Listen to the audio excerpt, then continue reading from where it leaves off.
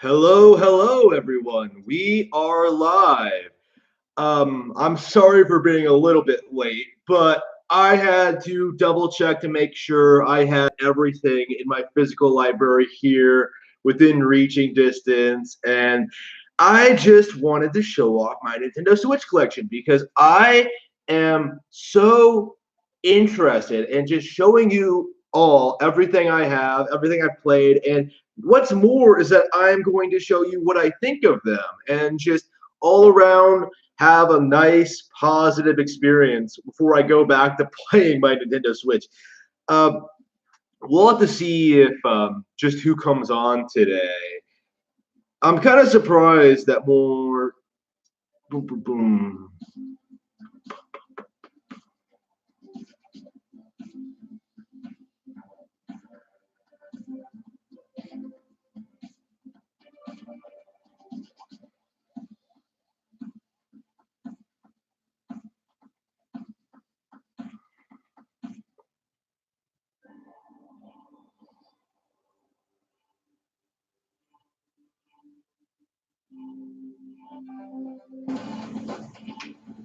Dum, boom, boom, boom.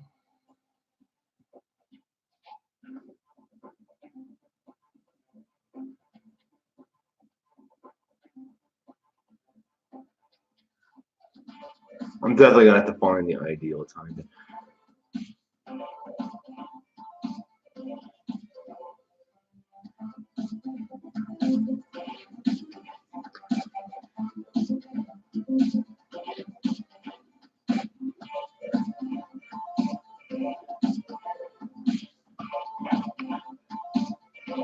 All right, so I was planning on showing off my Nintendo Switch collection and showing off everything I have here, you know, for everyone on the channel. And we'll just have to see just what. Should I start with the games I finished or the games I am still playing now? Or I think we should start with the games I'm done with, the games I'm finished for better or for worse, and then we can move on to the stuff I'm playing now, and then get a general idea of what we want to do going forward. So essentially, let's start with Sign Mora EX, a game from THQ Nordic. It is a side-scrolling shmup made by Grasshopper Manufacture, which features this.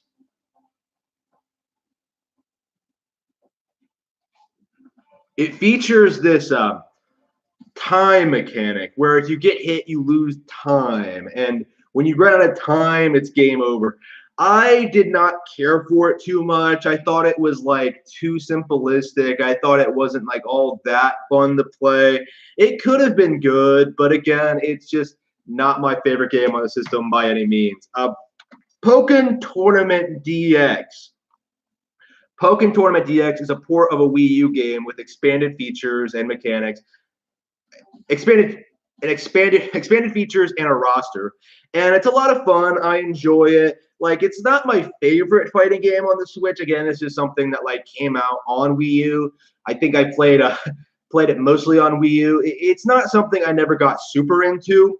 Again, not my favorite fighting game, but it's reasonably fun. Like, it's such an interesting take on Pokemon. Like a Pokemon fighting game. Like, how cool is that? Like, I think it could have been better. Like, I think I personally would have preferred, like, I don't know, like a 2D fighting game, maybe like more characters, maybe more Pokemon. Like, but like, it's really really good for what it is, and I really really enjoy it when I get around to playing it. A lot of fun, great. Mario Tennis Aces, the new Mario Tennis game from Nintendo. Featuring a story mode. The online is great. Single player is great. Like, the gameplay is stellar. Ultra Smash, like, Star Smashes are a lot of fun. It's a game that's a lot of fun to play. And again, I kind of have issues with it. Like, again, it needs a more fleshed out story mode. Like, I kind of wish it went like full on, really interesting, really deep, really complex, like JRPG style story. Like they have a JRPG villain in a Mario Tennis game, and they don't really do anything with it other than like have it possess Bowser and have you like fight a tennis battle with. Like that's neat. Like they could do a lot with that, but I feel like they kind of, I don't want to say they half-assed it because it's really really fun for what it is, but again they could have done a lot more. Penny Punching Princess. Very capitalism as a video game where you go around beating up people, recruiting them into your cause, and it's one of those things where it comes off as something that could have been really, really great, really, really interesting, but they just do not quite hit the mark. You know, they could have done so much with it, like gameplay wise. They could have done so much with it, like you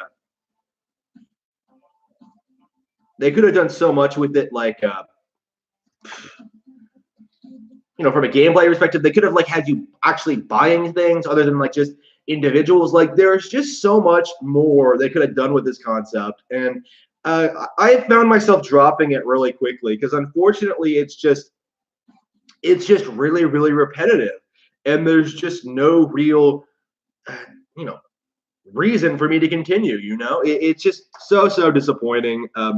You know, was not a huge fan. Little Dragon's Cafe. I made an entire video about this one. Harvest Moon with a restaurant, with like nowhere near as fun, nowhere near as memorable, nowhere near as like has nowhere near as much personality. It's just a disappointing release. Just a disappointing release. Like disappointing, but not completely without merit. Like raising your dragon is kind of neat. Running the restaurant can be kind of fun. Like making the best possible dishes can be kind of interesting.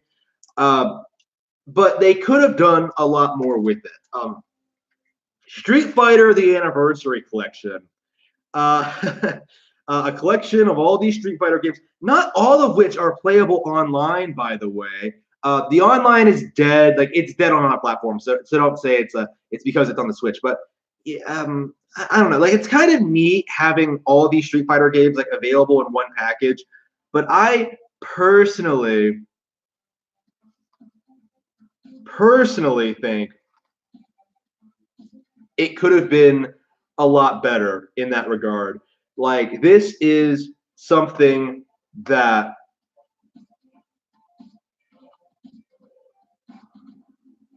should have been way more interesting, should have been a lot more fun. Like again, it felt like a very bare bones re-release, you know, like compared to something like even the Mega Man Legacy Collection on GameCube. Like it just feels like it has a bunch of Street Fighter games on here with online play, and that's it. Like it doesn't feel like it's showing off a lot of Street Fighter history. It's not showing off like, I don't know, stuff, things like that. You know, that's the thing that really gets me about this one.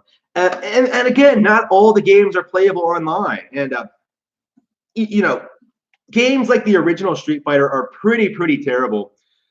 Not all that impressed. You know, Dark Souls. Again, I already made a video about this one, talking about it. Just all around a disappointment. Probably better than most of the games I talked about here, but that's not really saying much. Like I did enjoy it to a certain extent, but like when this is a game that people say is like one of the best ever made, you can't help but be like very critical towards it for that reason. And yeah, I still stand by everything I said in that video. Like it's not that great. It's annoying, it's needlessly tedious, but like there are times where you can have fun with it. And this is, of course, the definitive version of the game because it's portable, which is kind of interesting. Like Code of Princess, drop this one.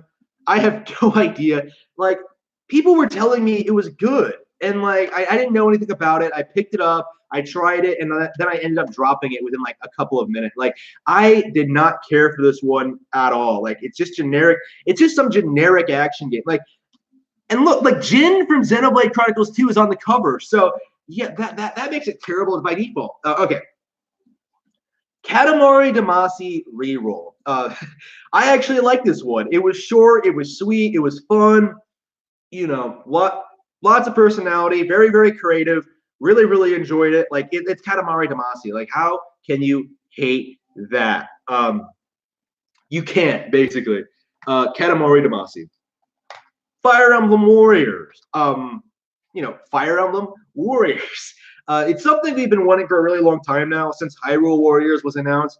And in some ways, I suppose it's kind of disappointing. Like, I kind of wish they did more than like just the characters from the 3 games. Like, they should have had more Fire Emblem 7 characters in there. Like, I don't know why they didn't have Ike in there. I don't know why they didn't incorporate more things. Like, maybe they're saving them for later. But what we did get in between, like, having Awakening and Fate's characters like interact, even like the Shadow Dragon's characters like interact, like that was satisfying. That was fun. Like it's so interesting how they were able to like redo Lucina redoing herself in like a completely different context and make it interesting. And of course, like the mechanics are more fleshed out, they're more interesting. This is probably the best Warriors game in a very, very long time, perhaps ever, like from a gameplay perspective, because like you have like the Fire Emblem strategy aspect. You can have people go to where you want them to go. They can do certain things. You have like the weapon triangle. You have things, you have like support conversations. Like I stuck with this one for a really long time. It's a pretty clear improvement over Hyrule Warriors. I really, really liked both. But I think Fire Emblem Warriors did a lot to really show off how good it was. Like I think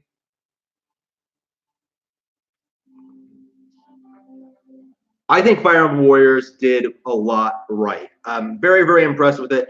Battle Chasers Night War, another game from THQ Nordic, and again, a massive disappointment. Not a fan of this one at all. It's like a JRPG, a very generic JRPG in a Western ARPG set. Like, I don't care for the character designs. I don't care for like the storyline. I don't care for what's going on. I don't care for the combat. Like, I just don't care. And I understand that there are people who like this, and that's fine. I guess it's just one of those situations where it's not for me, because like I just could not get into it for whatever reason.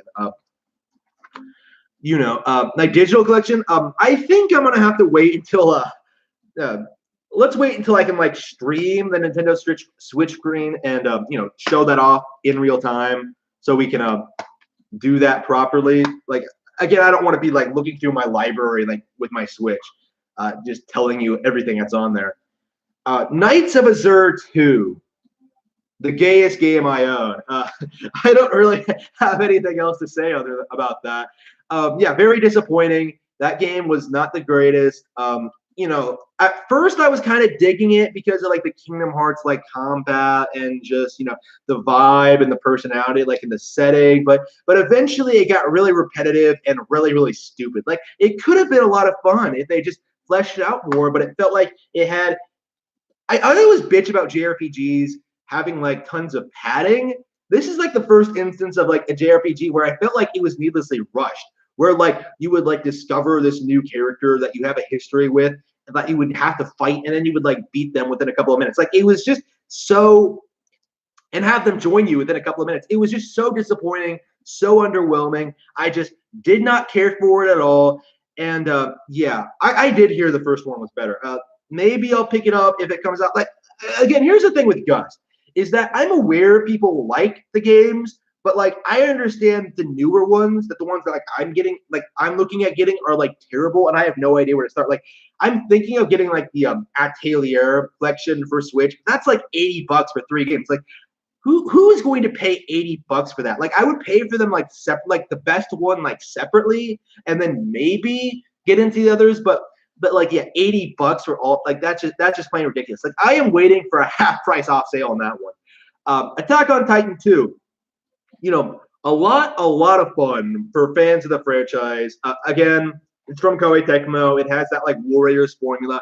It gets very, very repetitive eventually, but while I was like playing it, I had a lot of fun with it. Like I guess fans would get a real kick out of it. Like I wish it was more fleshed out. I wish they had more stuff going on. I wish there was like They were able to like do more stuff with it. Like again, it is one of those games that's kind of limited by the license. It's going to take them a long time to make a really, really good Attack on Titan game if they ever do. Like Dragon Ball, how many Dragon Ball games are out there that are complete garbage?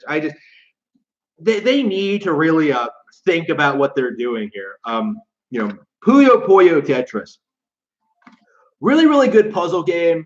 Something I really, really recommend, like people who are maybe into Tetris 99. Like I personally am not interested in it. Like I just cannot handle the aesthetic. But like it's a lot of fun to play. Like the actual game is fine, but like the single player content is like I can put up with a lot of shit, but I think Puyo Puyo just goes over the line, right? Like I think Puyo Puyo is just plain ridiculous with how it handles its single player campaign.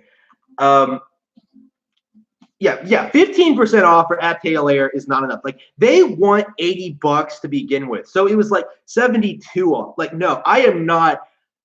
I can get that when it's 75% off. Like I am not paying $80 for that shit. Like, okay. Yeah. Lots of people really, really love Puyo Puyo. It's just not for me. Like I was never able to get into it. Like I think I prefer Tetris 99 because it's like way more straightforward. It's made more to the point. It's free. It's simplistic. Like that's more to my liking as like a casual puzzle game fan. That's just my opinion. Okay, Skyrim, the legendary 10 out of 10 RPG, the game of the generation. It sold 25 million copies. One of the best games on PS360, and I cannot stand it. Cannot stand it. I shit on Dark Souls a lot, but let me be clear here. That it is so much better than Skyrim. It is not funny. Skyrim does absolutely nothing well. I don't care for it. I don't like it at all. I think it's underwhelming. I think that the world is boring. I think the lore is boring. I think the setting is boring. The combat is boring. The quest lines are just uninspired as shit. Like, I made entire videos bitching about this one. And yeah, for good reason. Like, Skyrim is like, the ultimate surface level game, I think. Is that like it's something that looks really, really impressive when you first get into it. But like as you like start to learn how it works and what you're doing and stuff like that, like it becomes terrible. I imagine that the vast majority of people who bought this just wandered around the countryside, did random things, and like had a blast doing it, but never actually tried playing the game. Never tried like actually experiencing the story or like the quest lines or anything like that. Because all of that is extremely disappointing. I hate it, and I don't know. There are so many better entry level RPGs. I can't even like buy people saying that like it's good for first time players. Like I just can't respect that. Like play a Final Fantasy game, play like a Dragon, play anything other than fucking Skyrim.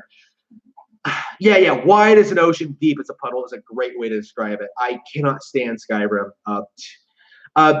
Xenoblade Chronicles 2, a game that's even worse. Like, as much as I dislike Skyrim, as much as I don't like Bethesda, as much as I don't like what they do, like, I do think at this point in time, they're probably, the old Bethesda games are probably better than modern Monolith Soft, because I cannot stand Xenoblade Chronicles 2.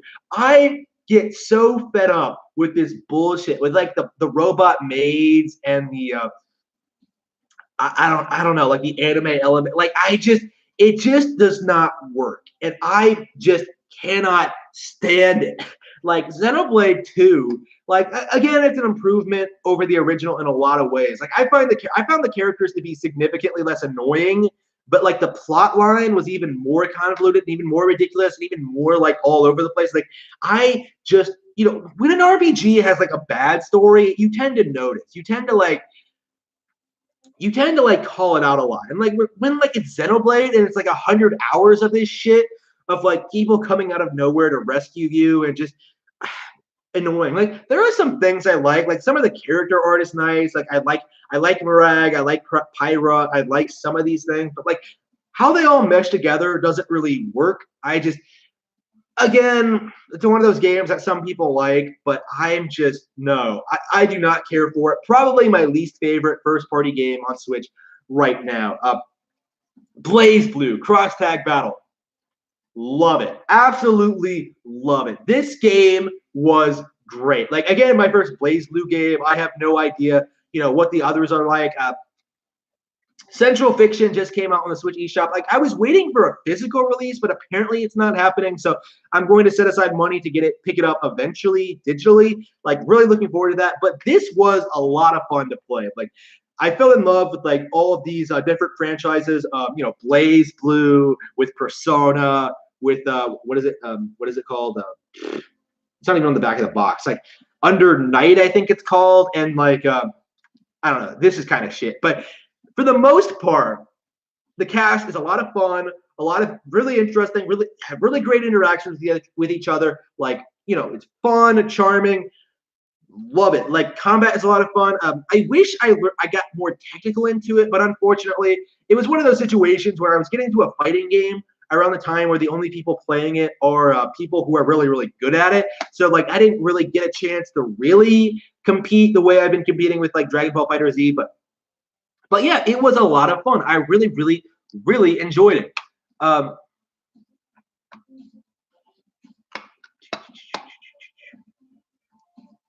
Oh, the DLC for Xenoblade 2. I've heard that, and I'm just not sure how true it is. I just don't expect that is going to be, something.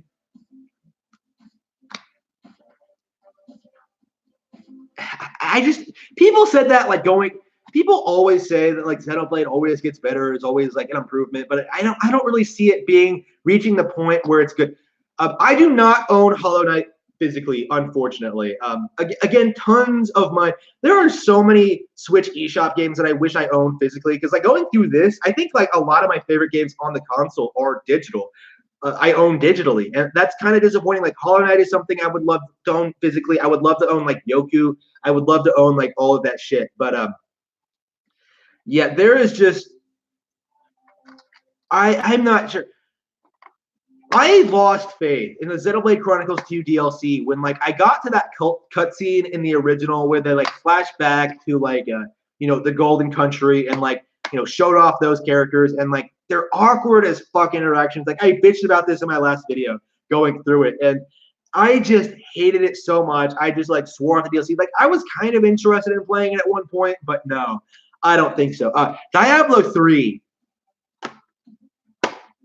Do you guys not own phones? No. Yeah, it's amazing to me, right? Like one of the most heavily hyped games of 2012, I think.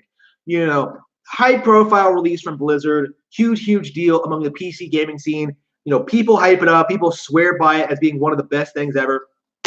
Hated it right from the start. It has an interesting setting, it has an interesting idea, but like it's so budget. I just don't get how like the PC master race can like rant on about like graphics and frame rate and like visuals and stuff like that, like playing the definitive version of their games, and then like be into stuff like Diablo. Like what? Like it's so bizarre to me. Like that game to me looked worse to like.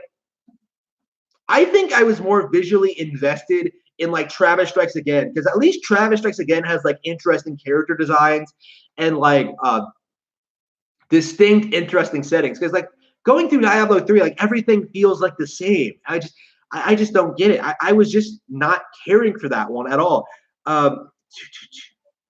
Yeah, I heard Diablo 2 is really, really good. Like I understand that Diablo 3 is a disappointment, but like again, this is still people still hype it up as being like something great. Like I would love to play the first two. I hope they get ported. I hope they get re-released. Like I would love to try them, but I don't know. Crash Bandicoot. Crash is trash. People on the stream I had the other day came on to try to talk shit about me about owning a game I don't like. And I was just like, how would I have not liked it if I had never played it? I was completely willing to try Crash Bandicoot after all the hype it got on PS4, all the promotion, all like the insistence from the fanboys that it was some definitive, amazing platforming classic on PlayStation. Complete trash, all three of them. Garbage. Like I will say Crash 2 is better than the others, but that's really not saying much. Like again, that one is just not fun to play. Like none of them are that fun to play. Like the Super Mario Bros. Trilogy is better. Like the original one on NES, like Super Mario Bros. 1, 2, and 3. Donkey Kong Country is better. Like everything on Nintendo hardware is better. There is nothing I can think of that's worse than fucking Crash Bandicoot. It's just so disappointing. Yeah, I just hate it. Like B tier is generous, okay? Very, very generous. Like Crash Bandicoot cannot compete with like even mediocre platformers, in my opinion. Payday 2. Really, really like this one. It's an online cooperative shooter where you go around robbing banks. Really, really enjoyed it. Really enjoyed playing it. Lots of stuff to do, lots of variety. I think I preferred it to like, the newer Grand Theft Autos because it felt like more in depth. It felt more particular. It felt like you had to learn more things. Like there's a lot more going on. There are a lot of people you have to help. Like lots of people online you have to help. It does a lot to be really unique, really creative, and try to be like distinct from the competition in that regard.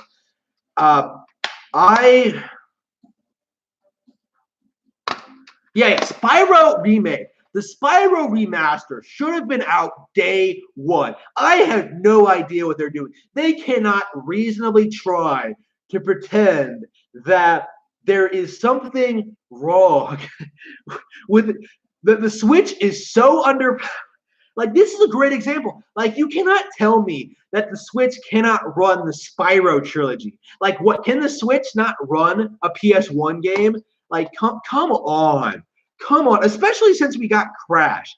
Like, going by what we heard when it came to why Crash was on Switch, like, one guy on the development team owned a Switch and decided he wanted to put Crash on it, so he put in the work to put it on there. Like, Activision themselves did not put in the work to get that version up off the ground anyway. They just do not care. They do not want to put in they don't even want to try. It's just so pathetic. There's no reason for it. They just don't try. And Crash Team Racing. Crash Bandicoot on Switch was a huge hit. Like, people don't want to admit it, but it was true. And, Crash Team Racing is coming out on time, which is good. I do have that pre-ordered. I do expect that to be better than the actual Crash games, actually, because I do hear it's better than Mario Kart 64, and I have it on good faith that is the case. So we'll have to see what that is, but it's on a Nintendo console now, so whatever. The PS4 version was a timed exclusive, but again, Starlink.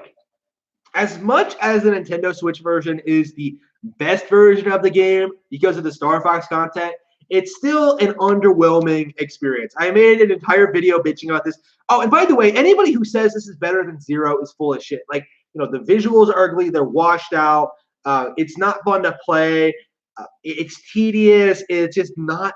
The characters are unlikable. They're just. There's so much they could have done to make it an interesting, unique, open-ended exploration space game. Like, they have the fundamentals, right? But they just did not make it interesting. It's too repetitive. It's just, it's too time-consuming. Like, there's nothing there really to keep it going. Compared to Star Fox Zero, which still to this day has me coming back to it and playing it over and over again.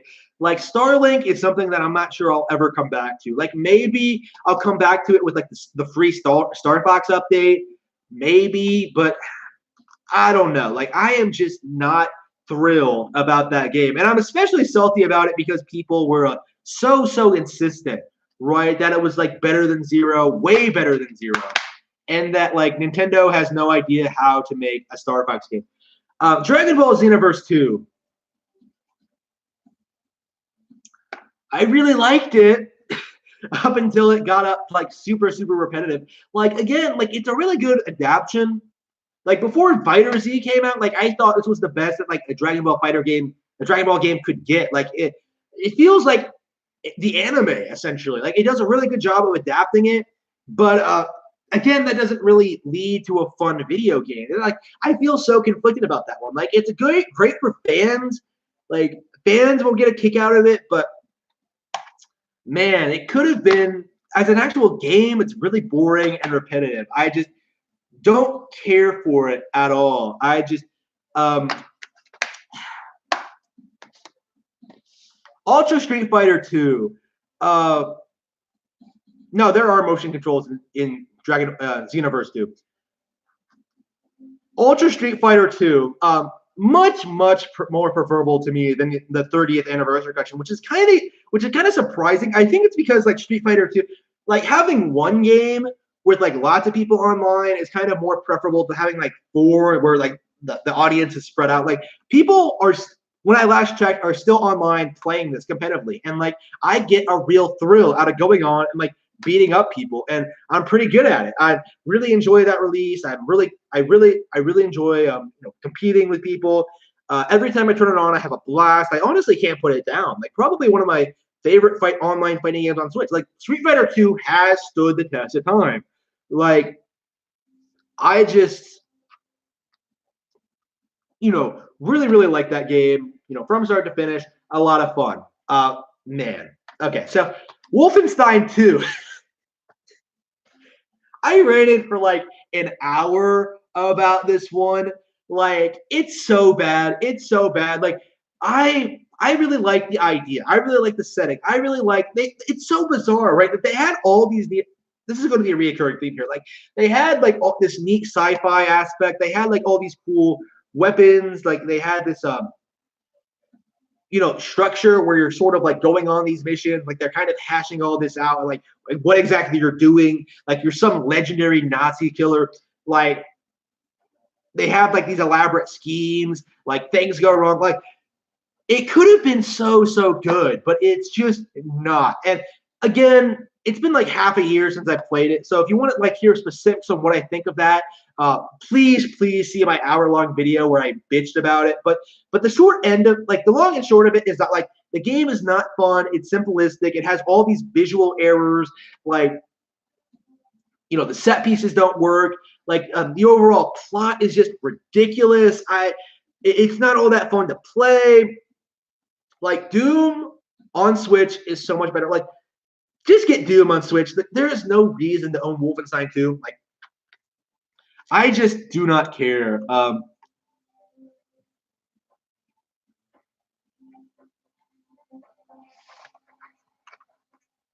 Wait. Gang raping VGL. I'm the reason for that. Like, it's not because like he's a spurg who goes around on other people's streams, like calling them like, streaming, like trying to attack people for no reason. Like, if you see VGL's live streams where like he covers other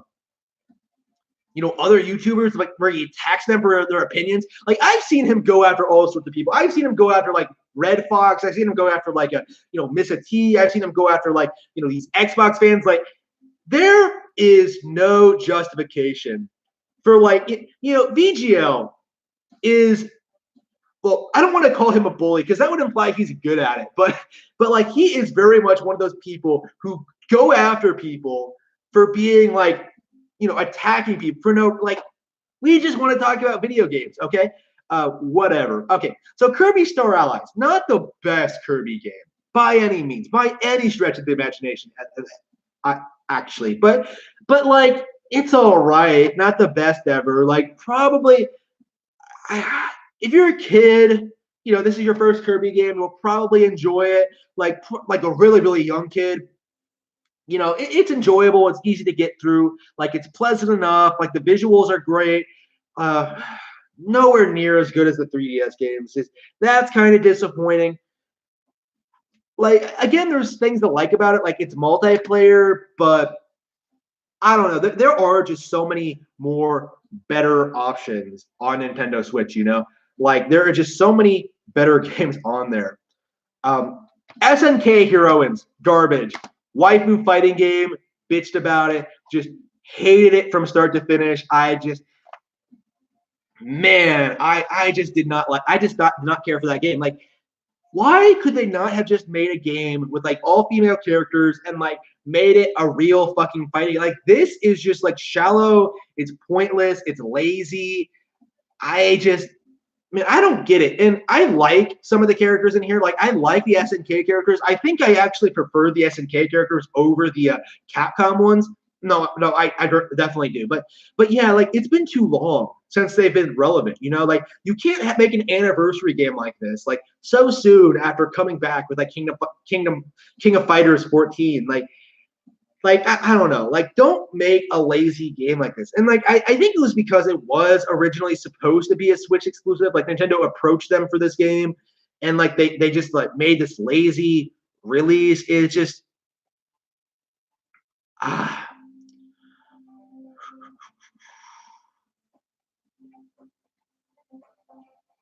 Yeah, VGL will attack people, but like he'll cry foul when people like call him out on his shit. Like how we there are these people. I'm not sure what the deal with this is, but there are these people who have been coming after him lately, and like he's been like he was on Twitter. I saw him do this. Like, oh, I'm afraid I'm gonna stop live streaming for a while because I'm gonna be doxxed. I don't know. Like I don't know. Like it just seems like that cowardly I want to say like Tonka Saw-ish, like internet tough guy sort of like persona he has on here. Like he's so willing to call other people fanboys and like so willing to attack other people, but oh no, don't you dare come after him. That's stepping the line. I just ridiculous. I just don't care for it at all. Excuse me.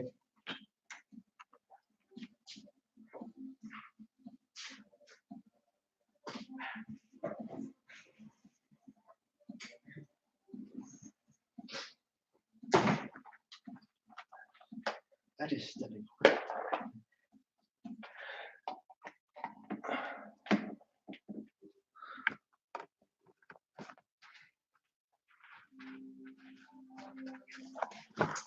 So Farming Simulator, let's see. Yeah, Nintendo Switch Edition. I thought it was like a specific year, but it's just the Nintendo Switch Edition.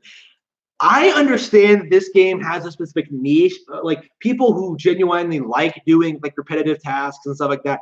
Like it's a legit farming simulator. Like if you want to be a farmer, if you want to be a farming simulator, or like understand how that works, you can play this game. Personally, I don't care for it, but I understand that it is a simulation game. It's not for everyone. Like but from what I understand, it's very, very good at what it does. So, like, if it's something you're like, don't be like me. Don't go into it like thinking like, oh, I like Harvest Moon. I'll probably like this. No, it's completely different. It's like a straight up simulation. Very, very good at what it does, but it's just not what I personally enjoy out of my kind of farming simulator. Like I'll stick with Harvest Moon, I'll stick with Rune Factory, I'll stick with like my waifus and just like growing my farm and just not my thing. Doom, liked it. It's not the best game ever. I think it was like super overhyped. I think people were like really, really overhyped it because of like it being like one of the very, very few all right Xbox One and PS4 games coming out in like 2016. Like again, it's repetitive, but like it's such a good, fun to play game. It doesn't really matter. Like the bosses aren't as good as they should have been.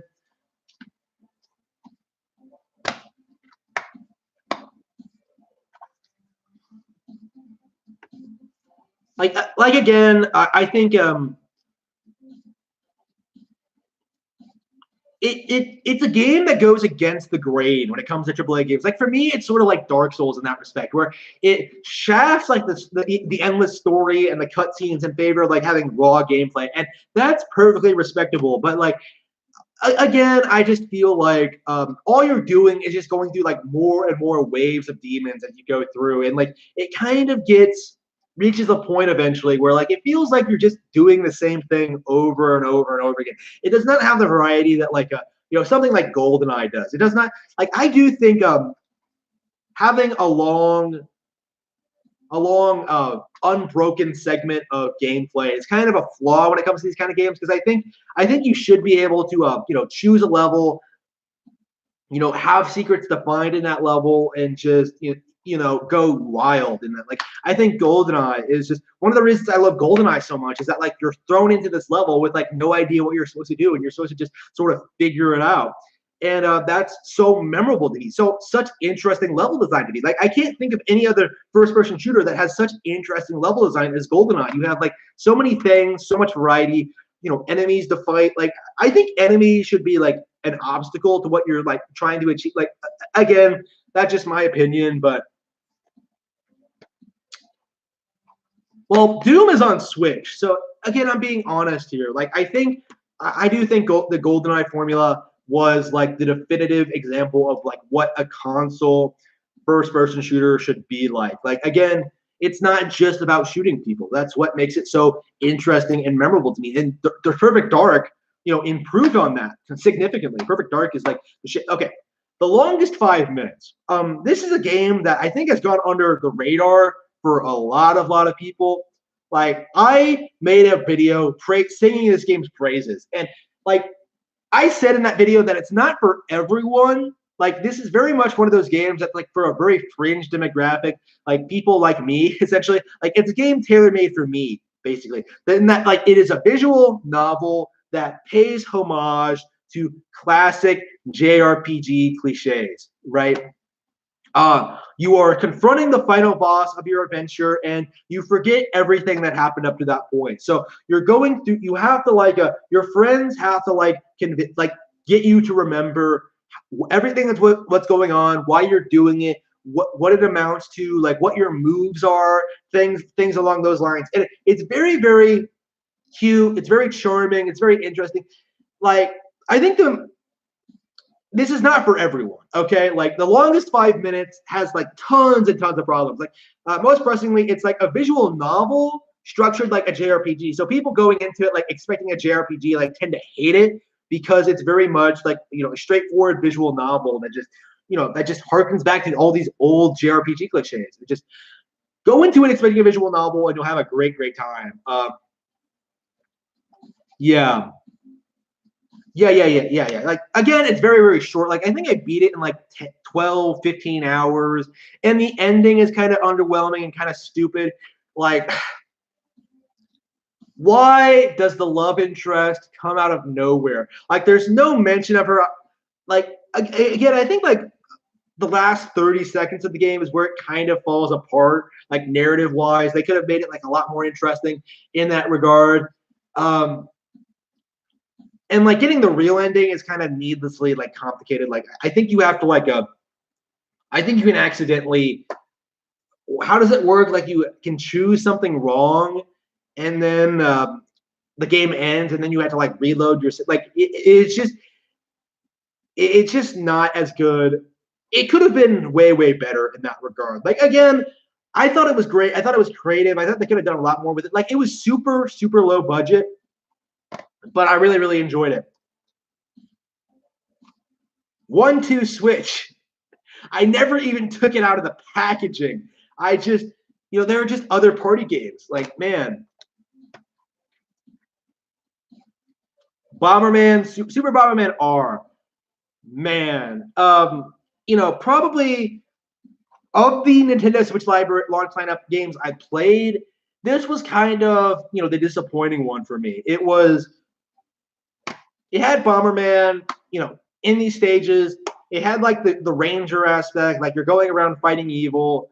You know, it's very simplistic, very basic, but man, I'll be honest with you, like even Bomberman 64, like that game, you know, going by what I played, has like more going on with the single player mode, has a more complex multiplayer mode. Like going like again, this was like I believe my first Bomberman game. No. I played a 90. I played the TurboGrafx 16 one that released on Wii U.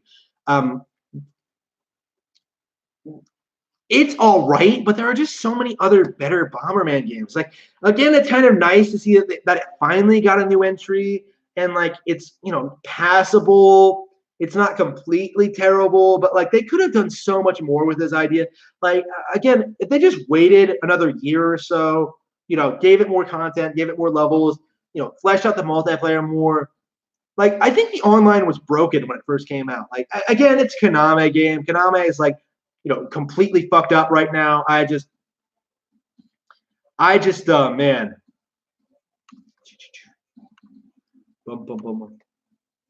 Oh yeah, the reboot. Yeah, definitely better than the reboot. I think that's why people have like such mixed opinions on this one. Like, it's not the best Bomberman game, but it's like it's a return to form, and it seems to like really it seems to be setting the stage for like a proper return to like the classic formula. Like maybe Super Bomberman R2 won't be quite as garbage.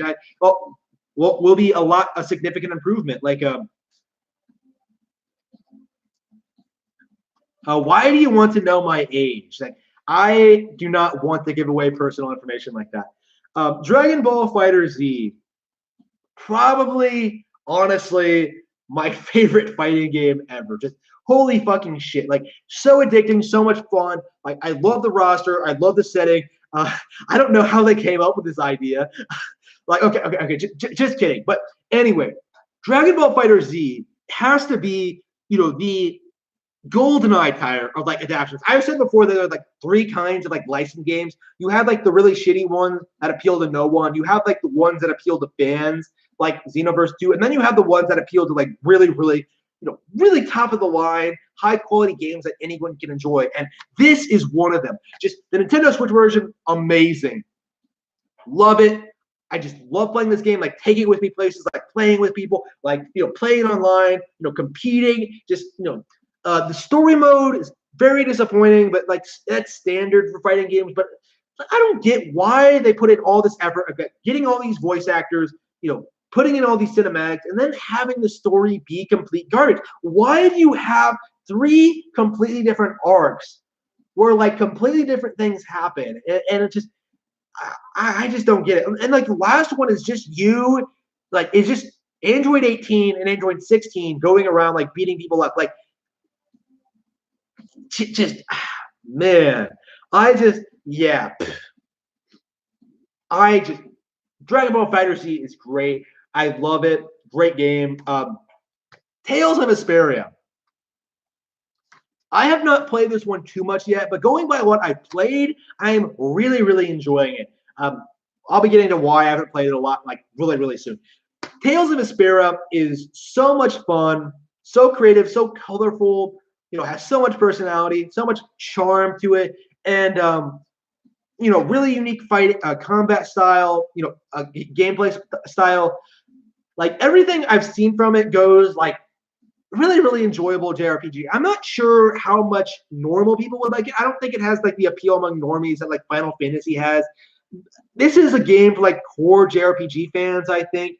But I am a core JRPG fan. I do like this kind of thing, and seeing stuff like Estelle being shown like a high five and like going like charming as fuck. I just love it. Like very subtle storytelling too. Like this game does not come out and tell you like what the characters are like and or what they're feeling. Like they do a great job, probably the best I've seen in the genre ever, actually, of like showing you, not telling you. Like it doesn't tell you what Estelle's background is. Like you just sort of like infer, and what she's like, you just sort of like infer it for yourself. And that's such a nice, refreshing change of pace for me. Like this is legitimately really good character building. I just really love everything we've seen so far from these characters. I want to play it more, but unfortunately, I'm kind of tied up in the moment with Disgaea 5, which I've owned since 2017, but I have not, unfortunately, cleared it yet. I've been like overshadowed by other releases. Like, ARMS came out like a couple of weeks later. So like, I've been coming back to it off and on for the past couple of years, and I finally committed to like playing nothing else until I beat this thing, and for very good reason. I love this game. This is probably the first third-party game on Switch that came out that I really love. Like right from the get-go, it's this very goofy strategy game where you go around raising these demons and like have them use them to like fight your enemies, to fight the evil Emperor Lloyd Dark. And like it's so over the top and so cheesy and so much fun.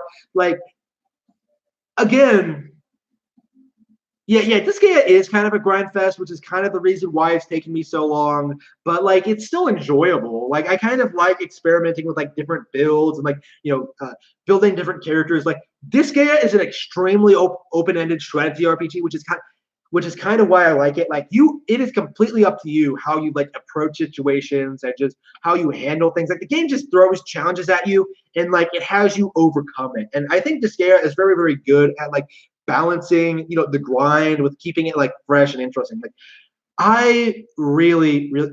Oh, in Disgaea 5, yeah, I love that theme song in Disgaea 5. Like so far away. Love it. I love the opening cinematic too. Really, really, really cool. Really, really love it. Cave Story.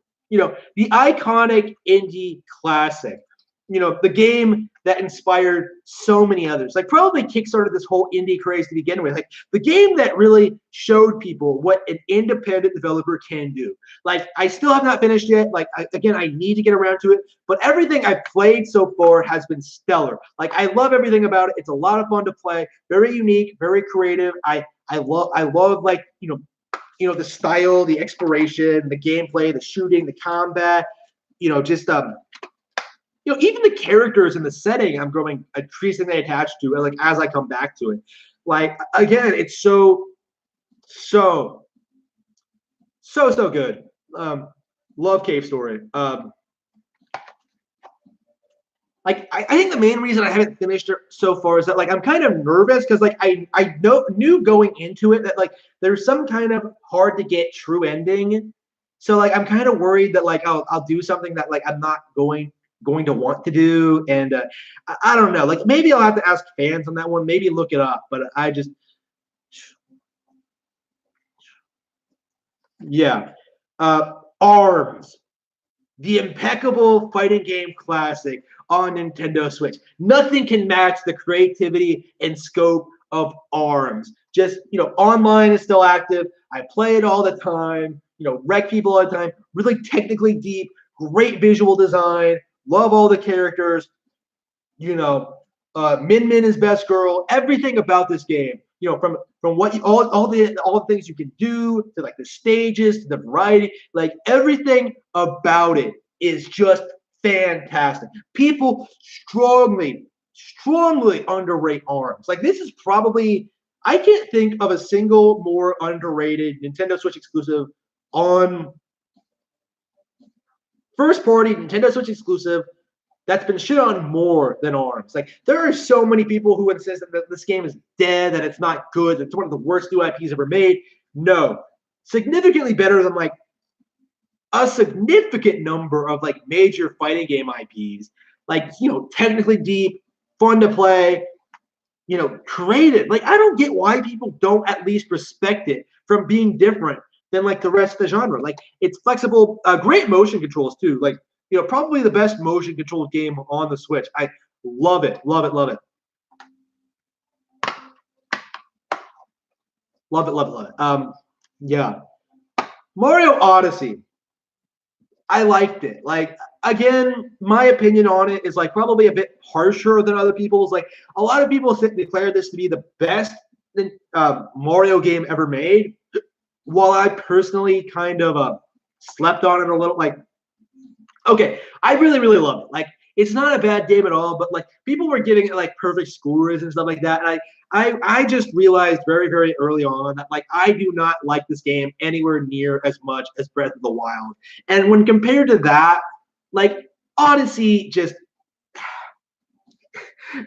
it was just a matter of bad timing, I think. I was still playing Breath of the Wild. I was still hyped for the DLC. I was still hyped for all this stuff and all this stuff to come out. And yet I just found myself amazing game.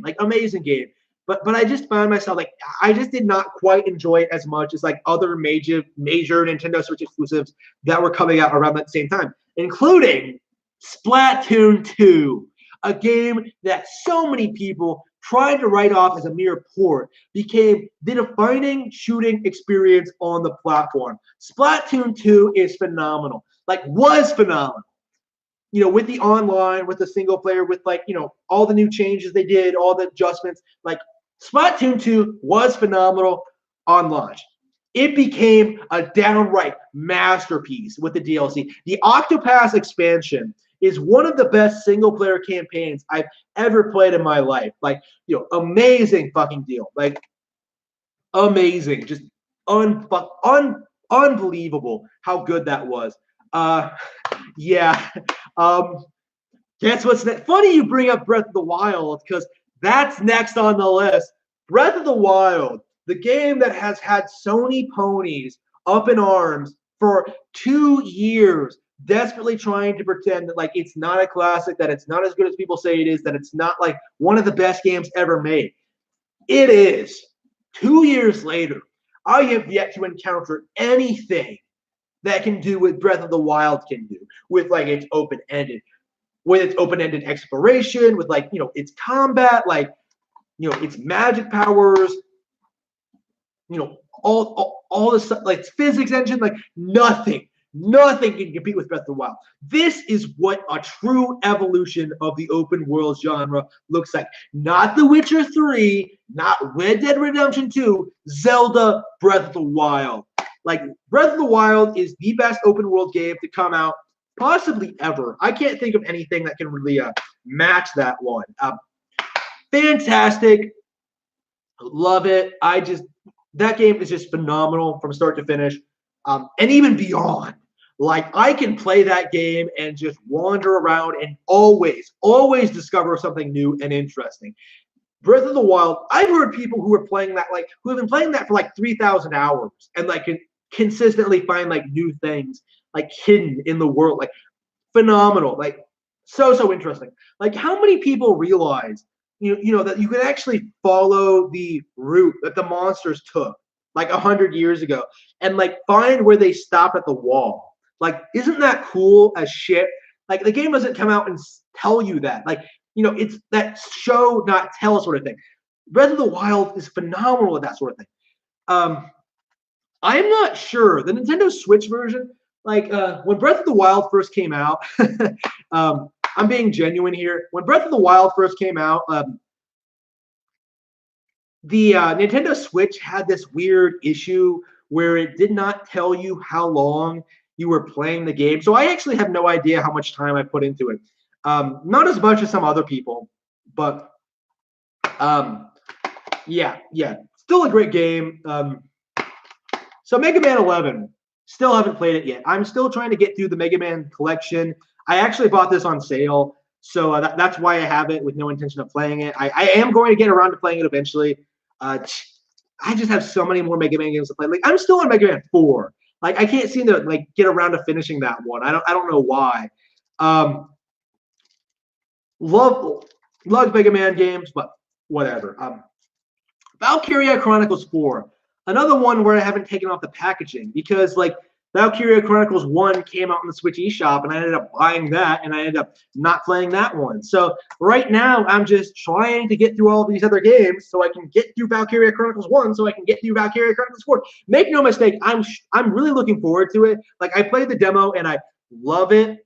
Love it. Yeah, I wanted a Wii U copy. I just have not gotten around to getting one. I'm hoping Amazon still has them of Breath of the Wild. Like, I really want one, just for collector's purposes, just so I can like round out my Wii U collection. I think it's the only game on Wii U that I do not own, but I just have not had the money for something like that yet. Definitely going to want to do that though. Mad props to you.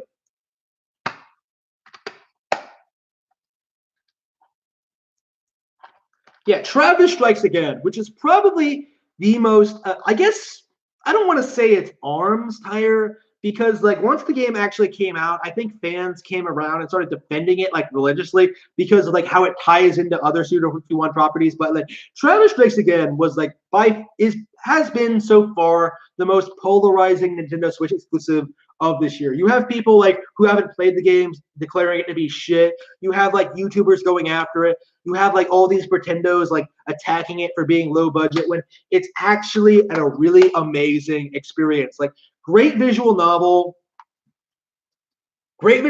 aspects, great fun to play combat, in general, the gameplay is way more complex than the actual original games.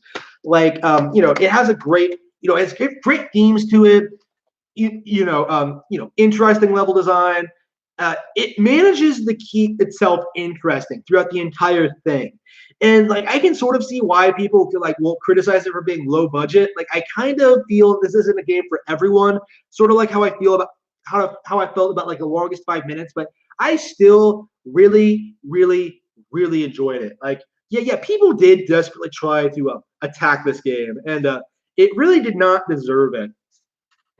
Like again, really looking forward to like the second batch of DLC. Like the first batch was amazing. I really wish I got around to making a video about that. But anyway, Dragon Quest Builders. Love it. It is just so good. Just going out there, building your castle, exploring, doing all this stuff. Like I love this game. I've been recommending it to people because it's just so good. I just love that game so much. Like I love Dragon Quest in general, but that's just amazing. Like the best Minecraft experience I've ever had personally. It's just like I love like this. I love everything about it. Just the battle system and just how you actually build the castle and have them like the monsters like come after you. I just really love this game. I really need to play it more. I just really.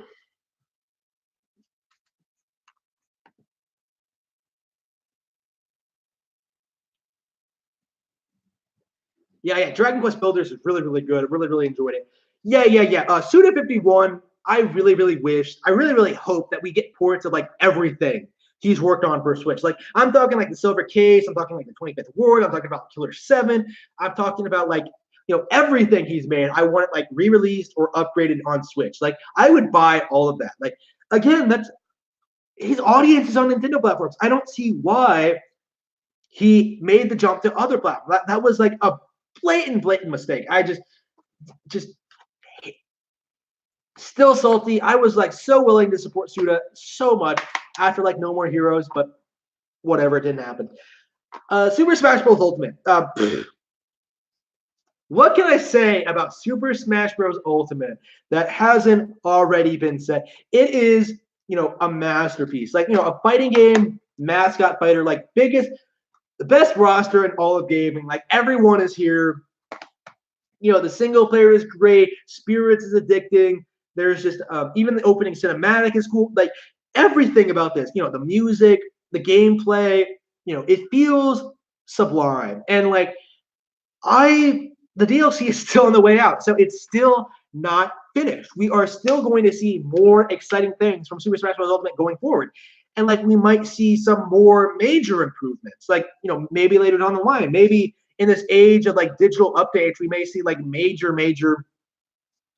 changes to the game. We'll have to see just what's going on with that. I hope Sakurai doesn't work himself to death because I'm getting sick of. I'm horrified by like all the news articles I see, like hearing him like all the health conditions he's in, because like this is the same sort of thing we were hearing when like Iwata was dying. So like I'm kind of worried about Sakurai here. Please take care of yourself.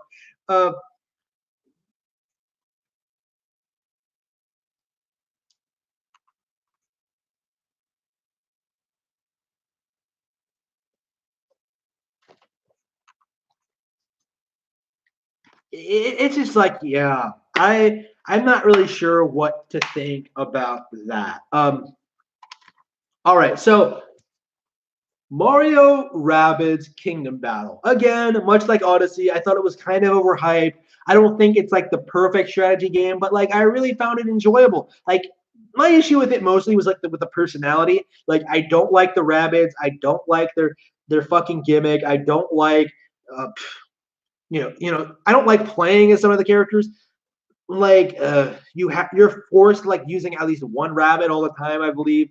Like instead of doing what I would do and just have like an entire team of Mario characters. Like it's fun, it's interesting.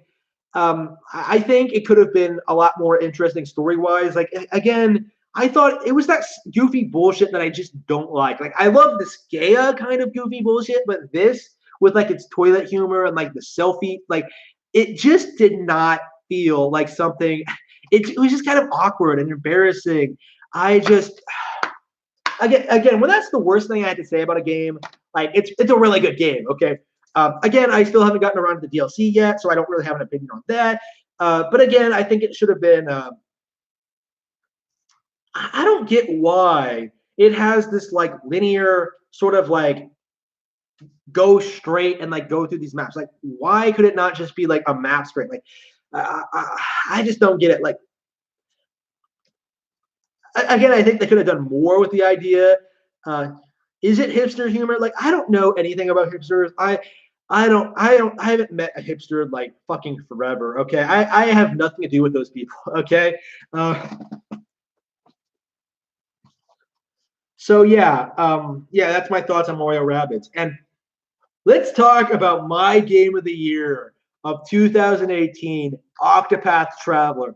Another game that RPG fanboys, PS4 fanboys, I should say, are desperately trying to downplay and ignore. Like almost to a ludicrous degree. Like I am not sure how anyone can like believe that Octopath is like a disappointment in any way. Like I've seen so much shit talk about this game. It's like unreal. I really want to talk about it more. I really do, but I just have not like really I just haven't like really looked up what like the criticisms for this game are. But like make no mistake, like I think people are underselling this masterpiece. Okay, like this is a game that I think can stand on par with like the classic Final Fantasies, like Final Fantasy 6, 5, 7 to an extent. Like this game might actually be better than those because like it just has such a deep, intricate combat system and such a unique, interesting setup, and just everything about it just oozes style and oozes personality and just never lets up with like its original storytelling and its original and like its creative boss fights and just all the stuff you can do with your team builds and just absolutely stellar RPG. I just love it, love it, love it. Like one of my favorite games on Switch, bar none. Like 100 hours long, I believe. Like fantastic. I love it from start to finish. I really want to talk about that game more. I think a lot of people, I have not seen a lot of people talk about it since it came out, and I'm not really sure why that is. I've seen more people talk about like Final Fantasy 15, and I don't know why, because Final Fantasy 15 is garbage. Octopath is so much better. The Bravely games are probably way better. Like I hope this team comes back and makes a really, really good sequel on Nintendo Switch. Or at least a new RPG, because this team is stellar. Okay, top tier RPG team, like amazing, amazing, amazing team. They really, really know what they're doing. Okay, so the last game that I have here is Lego Harry Potter Collection, something that I unfortunately haven't played a lot of. I really, really enjoyed when I played of it. Like, of course, I'm a fan of the license. Again, my problem with it comes from like the Lego style of gameplay. Like, I enjoy it, but again, it's just Lego is really, really good at like making games that are like that anyone who's a fan of the license can enjoy. They're supposed to be really simplistic. They're supposed to be really straightforward. And like Lego Harry Potter is no different. But like, I'm so conflicted. I'm so conflicted on this one. Like it has so much charm for Harry Potter fans, but it's so simplistic. It's just I'm so much of two minds for that one. Like again, I want to go back and finish it and give my complete thoughts on it, but it's just all around, too simplest. Like again, it could have been a lot better. Like I really am still holding out for that really, really good Harry Potter game, which I don't think we've really ever gotten. Like there are a handful of like licensed Harry Potter games that were good. Like I think the first couple of licensed games are good. Like I remember Prisoner of Azkaban being all right. Like I remember like having a thing for like Chamber of Secrets. Like I used to like play Chamber of Secrets on like PS2 and like run around the study and like fuck with Percy Weasley. Like that was like hilarious to me. Like that sort of thing is what like these games should be doing well. And I really want to pick up like Harry Potter and the Order of the Phoenix for Nintendo Wii, because I hear that's really, really, really good at that. Like you can like find the Chamber of Secrets, you can like explore, you can do all this neat stuff. I Yeah, Lego City Undercover was so good. I'm not sure why they never made a sequel. I just they re-released it on Switch, but I own it on Wii U, which is why I don't have it here. That was the evolution of like Lego games. I think should have been like having this crazy ass thing. Like imagine a Lego Harry Potter game like structured like Lego City. That would be cool as shit. Like exploring Hogwarts, like doing all this stuff, like having learning new spells. There's a lot they could do with that. I just hey Lila, you're late. I actually just I've been streaming for an hour now and I just got through my entire collection. I was just about to announce that this was the last game I was talking about. So unfortunately, I have nothing else to talk about unless you want to like talk about something else. Sorry, I did talk about Starlink and I did talk about like Star Fox and how Star Fox Zero is better, but yeah, that was my entire collection. It took me an entire hour and 10 minutes to go through my entire thing of like my entire physical collection. Now, going through this, I think all of my best games are digital. Like I think my favorite Switch games at the moment are all mostly from third parties or like digital releases because like there's lots of stuff there's lots of stuff I really like the Messenger and Yoku's Island Express and Hollow Knight that I wasn't able to talk about here because I don't own them physically. When I get a streaming device, I think I'll make another follow-up video talking about that collection and talking about what I think of those games. But yeah, I just really yeah, lots of great games on Switch. Don't let people tell you that the Switch has no games. Just unfucking believable, right? That was an epic fail. I have so many games I can't even hold them all.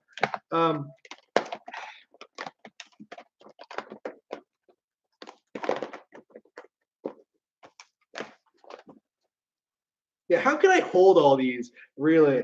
That's not even all of them. Like I have like another couple here. Let's see. Yeah, see? Fucking crazy, right?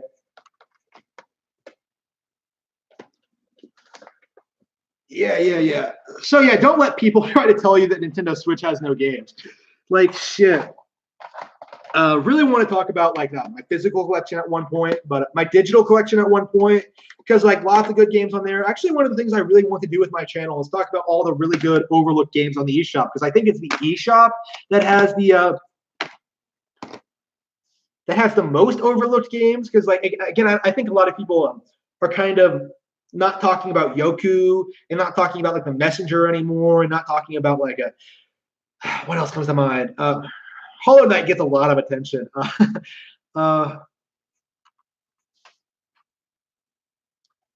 Entirely digital. Like I own so many games digitally. Like my Switch has like blown up. I have to like archive shit all the time.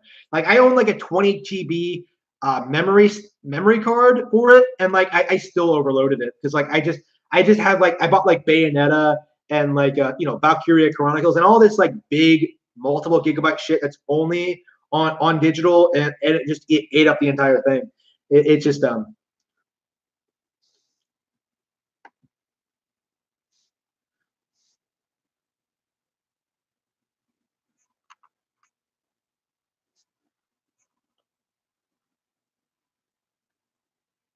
So yeah, are there any games I've overlooked? Like I know I want Ys 8. Like that's the big one next. What's my Amazon list looking like?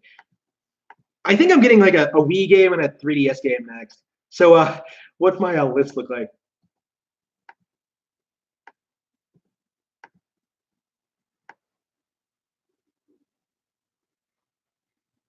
Yeah. So I'm getting Mario Kart Wii next, and Yokai Watch 3DX next, and let's see, Master Chief Collection for Xbox One. Let's see. Yeah. Oh yeah, I don't have Pokemon Let's Go. I want Sphinx and the Cursed Mummy. I need to get SNK 40th Anniversary Collection. Disgaea 1, definitely. I want to finish Disgaea 5 first. Dead Cells. I am going to try to get that one physically because they actually announced that they were going to do that within a reasonable period of time. Like, I would have loved to get Hollow Knight, like, physically. I would have loved to get, like, a lot of these indie games physically, but they just don't release them right away. Like, I saw, like, a bunch of indie games, at Best Buy that were physical, the other day. Like I saw like Ukulele, I saw like a Undertale, I saw like a. Well, I'm not gonna fucking buy Undertale. That's the funny thing about Undertale physical. Like all of these, they're like Undertale physical is like does not look as if it sold a single copy in its entire time it's been on that shelf. Like I see like all these other Switch games like that look like they're selling a ton. Like the shelves are empty all the time, and then I see like Undertale, which is like filled to the brim with copies. It's just so ridiculous. I saw the Messenger physical. I think was it the Messenger? No, it was Yoku. I think I've seen Yoku physically. Well, Yoku was super overpriced. Like it was like $40. Like I love Yoku, but I'm not going to pay $40 for like a 30-hour indie Metroidvania. It's just so ridiculous. Uh, yeah, I expect Dead Cells not be as good as Hollow Knight, but I expect it to be reasonably good. Yeah, Yeast 8, WarioWare Gold. Oh, that's not a Switch game. Yeah. I'm almost caught up with all the Switch games I want, so yeah, I can start looking for more weird ones again. Like I'm mostly all the games I really want to. My Switch eShop listing is like my wish list is like overloaded with shit. Like I buy stuff like on sale on there all the time. It's just yeah, new Star Fox. Well, we technically got it with Starlink, but people only bought that on Switch. But yeah, Starlink isn't very good. We technically already got it, but hopefully we get a new Star Fox. Uh,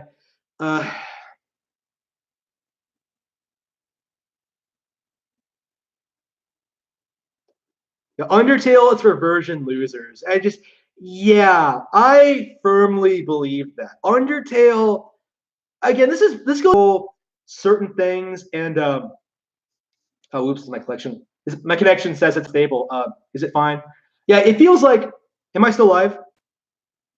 Yeah. Okay. So, um, people will circle jerk certain things. They'll circle jerk these kind of games.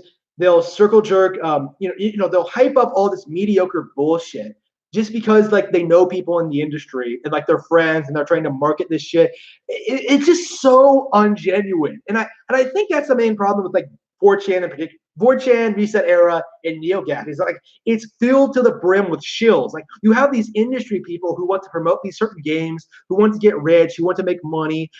It's just so despicable how like games like now VGL is just a troll. I'm not calling VGL an SJW. I've never seen him do an SJW thing. Like SJW is calling someone an SJW is something I take very, very seriously.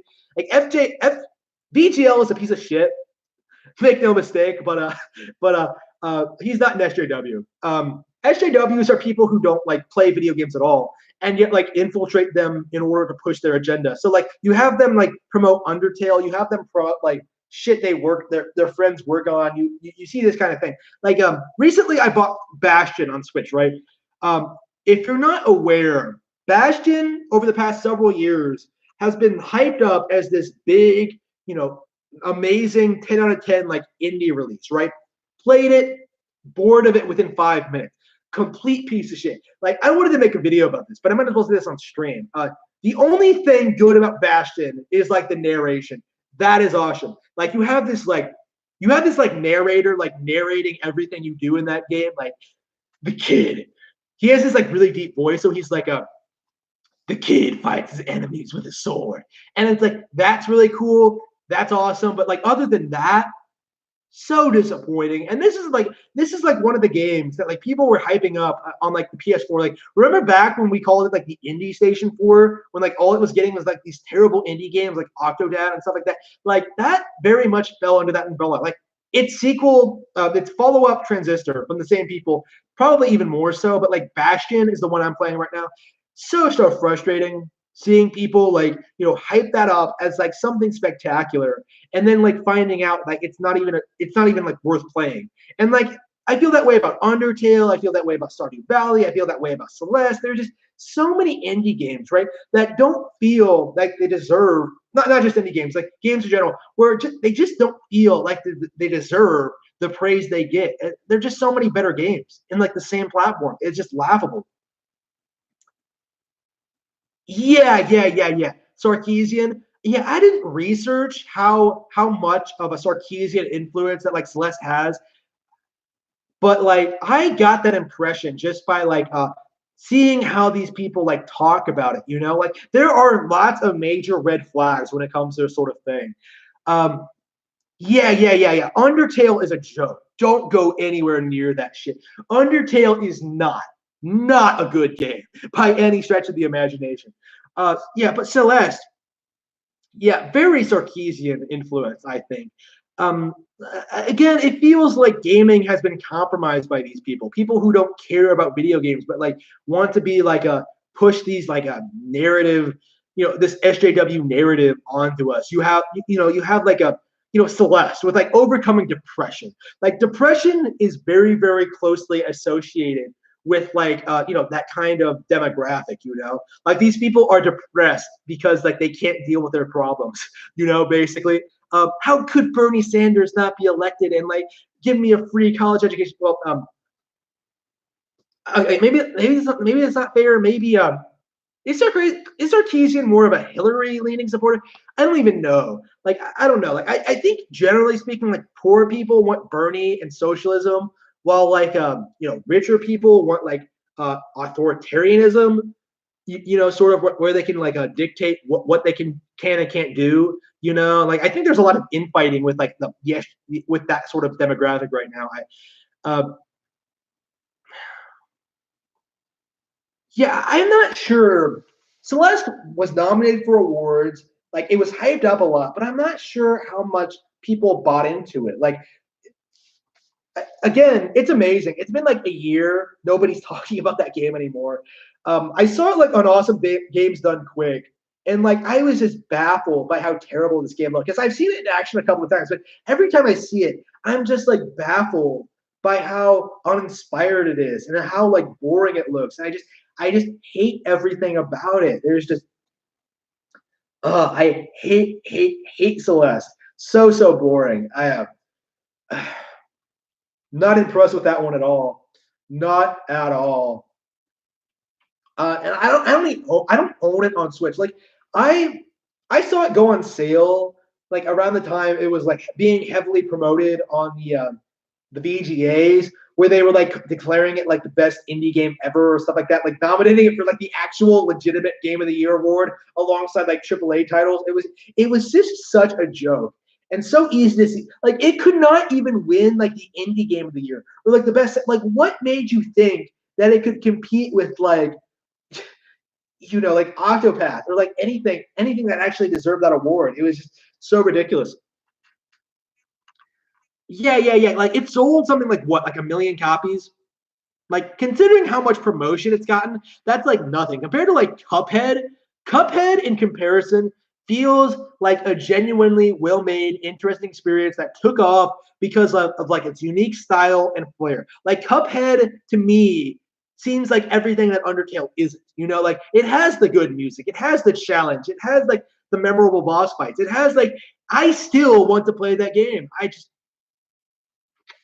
I don't know. Like Celeste was just something that like I saw through from the very moment like people started promoting it. And that to me, like the fact that people continue to push that is like a good sign that like we really need to start moving away from the chans, moving away from forums, and just talk about these games live on live stream where people can't censor you, where people can't assume you're just trolling, that you're not serious, that you're not being genuine, that you're only hating on it because it's popular. I just know I'm being very genuine when I say that. Like, I don't like Stardew Valley. I don't like Celeste. I'm talking about like games that are available on Switch, by the way. This isn't like a console thing. This isn't like anything in relation to that. Like, I just do not like these games are just not good. Essentially, it is pixel shit. Like pixel shit is a great way to describe Celeste. I think is that like it's not as good as like even something like I imagine even Super Meat Boy, something that I didn't really like. Even that is probably better than Celeste. Uh, Celeste has already been forgotten. It's been a year. Like in another year, people won't even be talking about it. Like already, people have like completely forgotten about it. Like amazing how this thing could be nominated for like Game of the Year. just a couple of months ago, and then be completely forgotten about in like at this point in time. Like they're now probably trying to promote the next big thing. I don't know what that next big thing is, but like they're going to do it again. Like every year they do this shit where they try to pretend that like some amazing indie game is some amazing. Yeah, pixely as fuck. Yeah. Yeah, have your game journalist friends like pretend it's like a masterpiece. Oh, don't forget, like have them praise the soundtrack because this is something I've noticed with like the Lisa dev and the Undertale dev is that they rip off soundtracks from other games and then like pass them off as their own. So like Undertale has like all these Shin Megami Tensei tracks like that are readjusted in like the Earthbound font so it sounds different. It's just so ridiculous. The Lisa developer I know like took a lot of classic rock songs from like his iTunes account and like remixed them and like put them in the game. Like it's just so ridiculous. Like never take people praising the music in indie games seriously because they probably ripped it off completely from something else. And like the fanboys are denying this. They really don't like admitting just how much of a plagiarist Fox is. But yeah, that is something I'm realizing more and more. Like I wish someone was like autistic enough to like go through all the tracks in Undertale and figure out like everything that like Toby Fox ripped it from. Because like a lot of the stuff that people do recognize is like written off as like a homage, it's just like he ripped them off from like obscure 90s RPGs. Like his audience is not aware of where the music came from. So it's just so difficult to prove.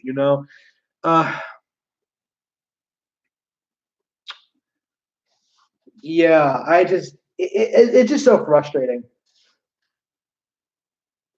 Oh, Phil Fish, Fez.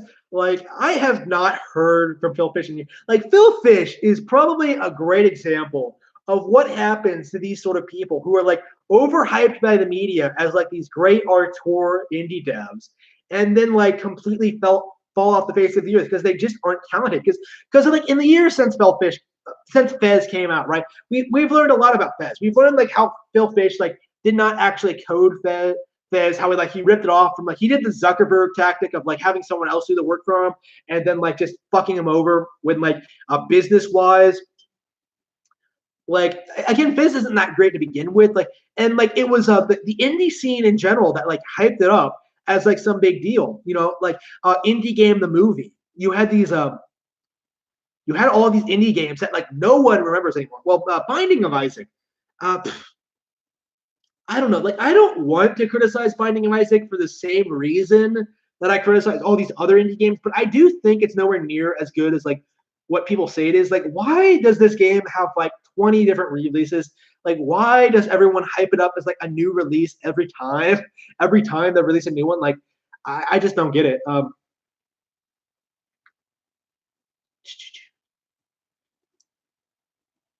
Main character with mental issues. Oh yeah.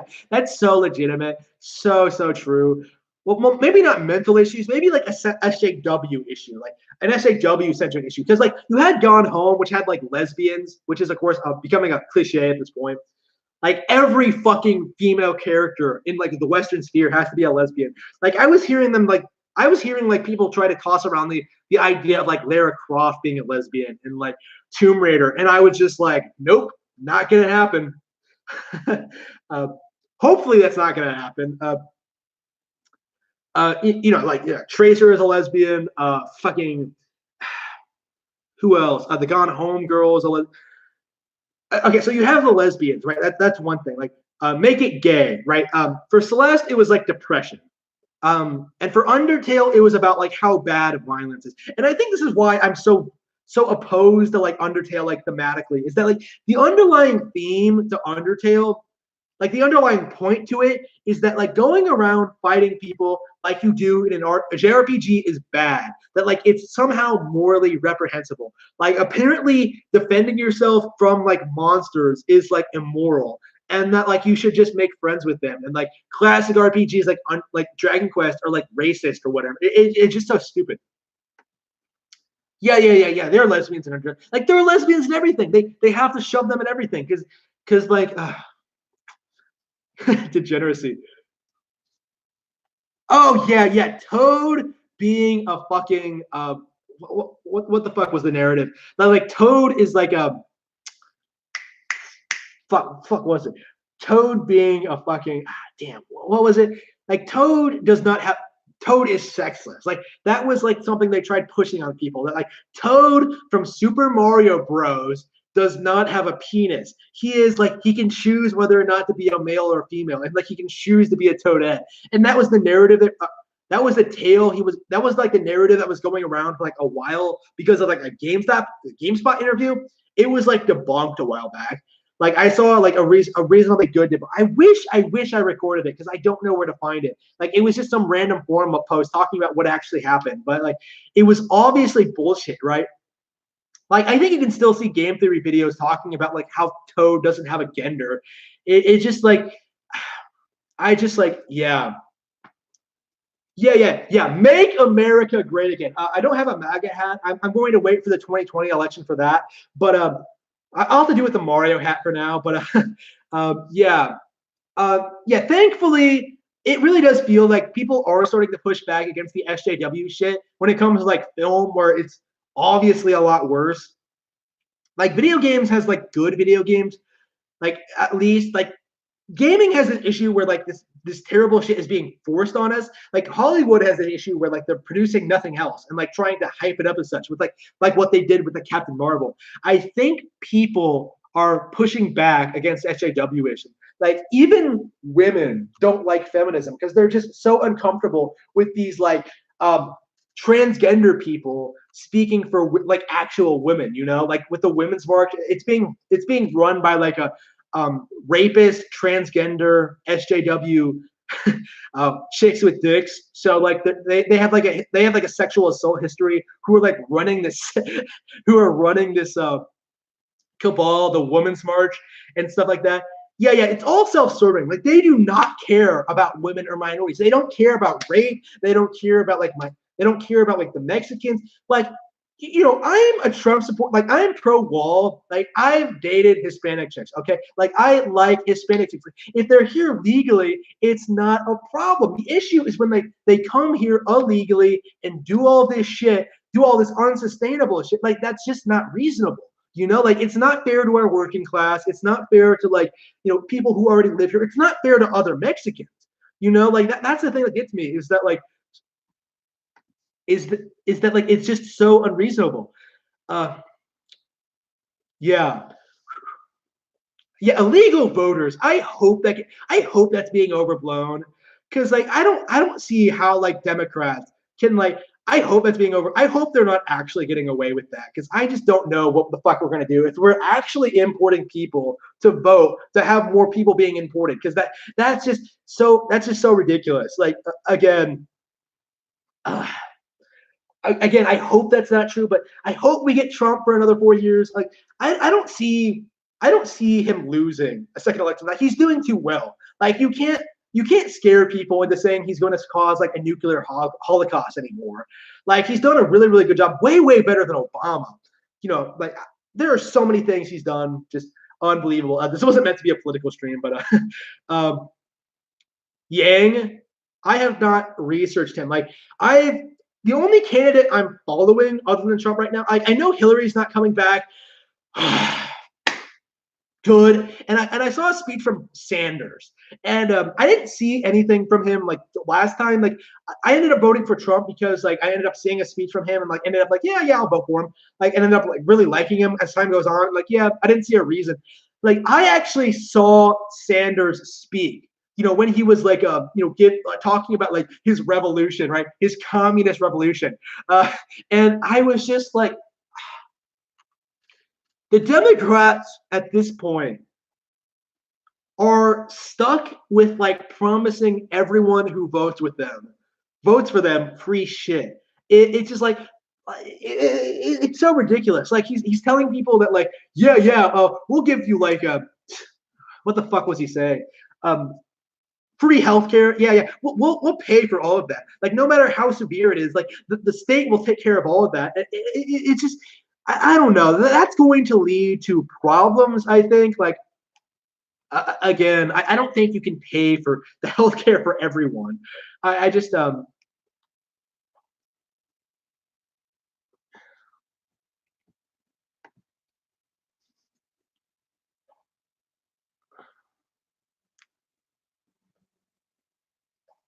yeah. I don't know anything about Yang. Like I've heard the name tossed around a bit. I've heard some people like support him. Like I think he supports like universal basic income, which I am dead set against. He wants to give like everyone in the country like $1,000 a month or some shit.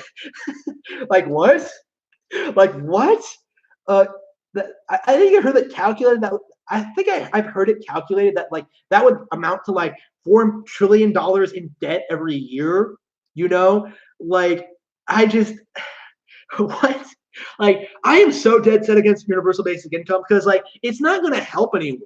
Like everyone who gets it, like either people don't need it or the people who need $1,000 a month, like they're just going to like fritter it away and not use it. They're not going to like use it to improve their lives at all and make more money. Like it's not going to improve their living situations at all. They're just going to like it's going to lead to the situation we're on, the slippery slope we're on now, where they're just going to demand more stuff from the government. It's just yeah. It's literally communism. I do think I don't know, like people like Mark Zuckerberg are pushing for it. So I think what they want to do is like make the work like eliminate the working class and make them like entirely subservient to like the elites.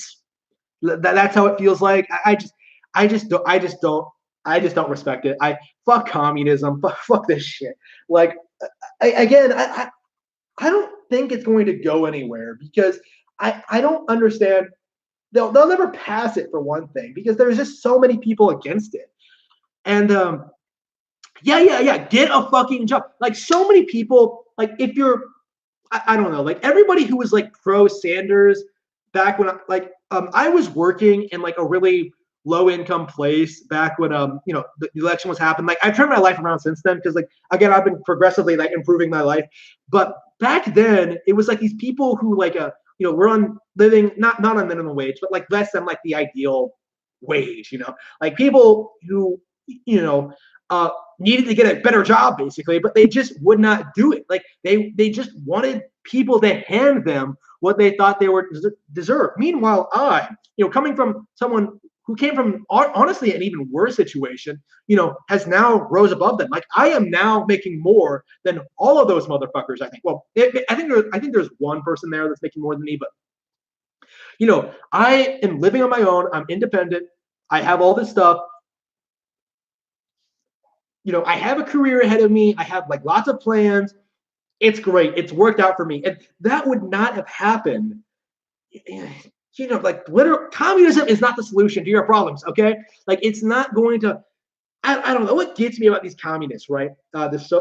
People like Sanders, like they go around like in their sports cars, having iPhones, $600 iPhones, like talking about like how terrible capitalism is. It's just like, how terrible like I don't know how terrible rich people are. It's like how they have things that like other people will never have. It's just so ridiculous. Like I think that like these people are just envious of people who do have things, but they aren't willing to put in the work to get there. Man. Yeah. It's the education. Like the education today is legitimately trying to like paint communism as something that was used the incorrect way. Like communism is the ideal form of government. This is what they say. This is what I believe. They say that communism is the perfect form of government, but like it just hasn't been done right yet. And that's the way they've been like painting it for the past couple of years. They paint like the problems with capitalism as being like, oh, look how terrible our system is. Like the communist system would work so much better if it actually worked. Like, why don't you just fix your fucking problem? Like again, oh yeah, no college debt. Yeah. College is such a scam. I'm sorry. Like this is gonna sound hypocritical because I did go like a little bit. But like everything I've learned of value has been like through my own volition and my own study and like my own. There people don't want to admit this, but you can learn pretty much everything that a college can teach you just by going to your like local free library and start researching things you're interested in, like acquiring a new skill or like seeing what the job market is like or anything like that, like just looking around your general area of like things you can do. Like again, I'm so surprised how I went from like not being able to.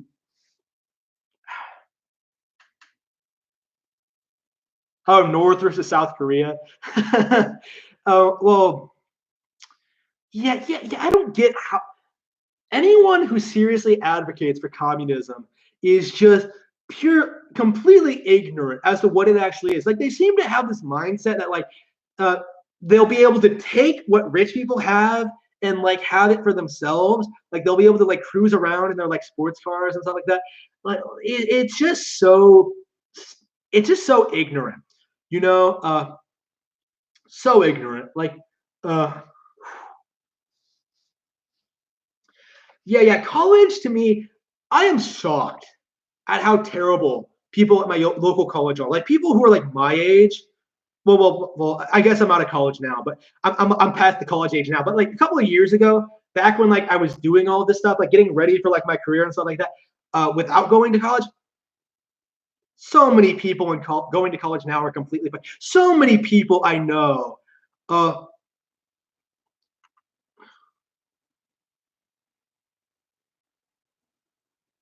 wait, what? What's this about BGL? Wait, what? Wait, what? What? Is that true?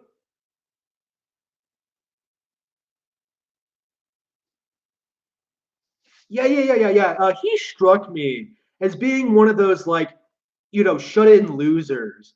Like I don't know, just the way he acts and the way he talks and the way he goes after people for like liking fucking video games. It's just so bizarre. Yeah. What's he studying? Do you know? Yeah. He's like one of those stereotypical YouTube trolls. Like like I would not be surprised if that was true. But yeah. He's clearly autistic. I don't mean that in a bad way. Like again, like there's nothing wrong with being autistic. It's something you have to learn to deal with. But like he's like he has so many tells for me. Like he does that thing where like he shakes back and forth. Like that's a clear sign of autism. Like he has that speech pattern. He has like a attacking people. He has that like the whole autist rage. Uh, that's a disorder. It's not a disability. Like it's not the problem. The problem is his attitude. Like if he understood there was something wrong with him, like he could deal with that. I don't think he's like, yeah. He does that rocking back and forth. Yeah. He does. Yeah, definitely does. Yeah. I was diagnosed with Asperger's as well, so I was able to adjust to it. That's part of the reason why I have such strange hobbies. With like why I do what I do, and like I've learned how to deal with it and stuff like that. Like I guess I'm like on the upper end, and he's like on the lower Christian level. I don't know, shut in, and I don't know. Like I still do like some autistic things. I'm very good at hiding it, I think. Uh, yeah. Black Bond. Who's the great exposer? Who do you mean by that? Like I made my thoughts on Black Bond really clear when like I covered him a while back uh, on stream. Like I think he's a giant pussy. Like I think he's a complete bitch. Like I think he's like one of the most ignorant people I've ever seen in my life. Like I don't understand why he like goes around. Like, again, it's the VGL thing, right? What is with these people and their like obsession with attack, exposing people, like exposing people for what? For liking video games? Like I don't get it. Uh,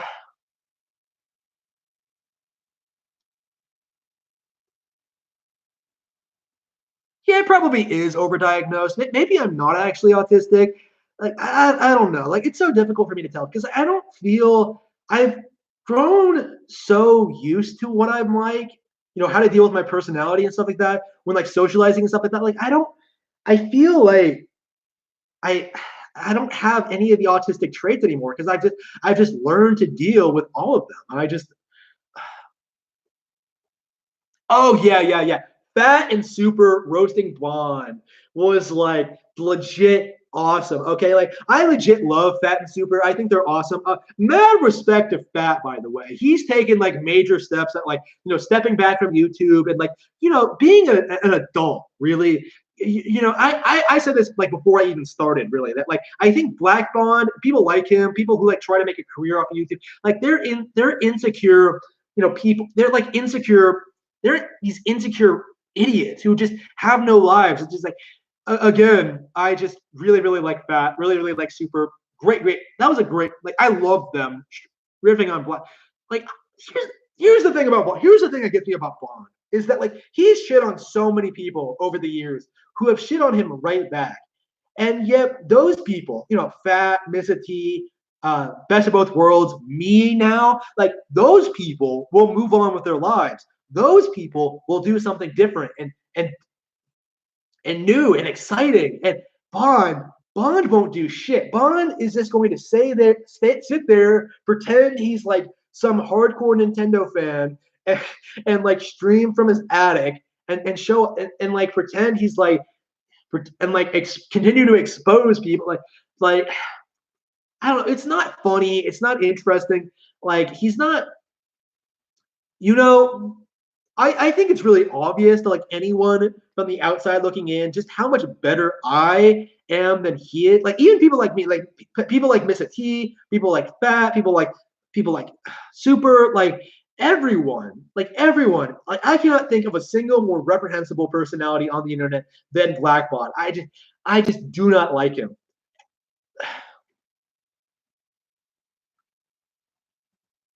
Yeah, yeah, he argues with you. Like if you call him out on your shit, if you call him out on his shit, like he will come after you. Like I did that. Like when I called him out on stream, like he had like people bring it up to him like right away, and like he immediately like called me up. I don't know what did he say about me. I don't even know. Uh, uh, I don't even know what the deal with that was. Uh, Yeah, yeah, yeah, yeah. Like he spends his entire life like doing this shit. Like I'll sit here and like live stream like a couple of hours every a couple a day, but like I'll do other things. Like I don't think he does. I just don't. Yeah, yeah, yeah, yeah. They have. This is the pattern. This is the thing that got me into pretendoism, right? Calling out pretendos for what they do is that they have these kinds of people go after Nintendo content. You see this all the time. Like VGL, I mentioned this when I called him out in my last video. Like VGL, when I talked about him, when I talked about VGL, like the reason I started talking about him to begin with was that like he found me. He deliberately sought out pro Nintendo content, found me, and started like covering my content. And like I was ignoring him for a while because I wasn't sure whether I wanted to deal with this guy, whether I wanted to confront him, whether I wanted to call him out on shit. Like I just let him like sort of fall into his own pitfall, right? Like I let him come after me and like expose himself as like this overtly aggressive tool. Uh, and I think most people are on my side on this one. Like so many, I left a comment on the stream that he's heavily edited stream, by the way, of the debate we had, and like so many people liked that comment. Like so many people saw that stream and took my side with it. Uh, I think as time goes on, and now he's like telling people that like he's being doxxed, that like people are like after him. And I don't know what that's all about. Like I know there's someone out there who has it in for him. Like that person has been telling them that like they're working for me or something like that. Like that's the narrative with VGL right now. VGL actually believes this. I can't believe I didn't bring this up. VGL believes that I'm paying these trolls real money to come after him and his channel. It's just so ridiculous. Uh,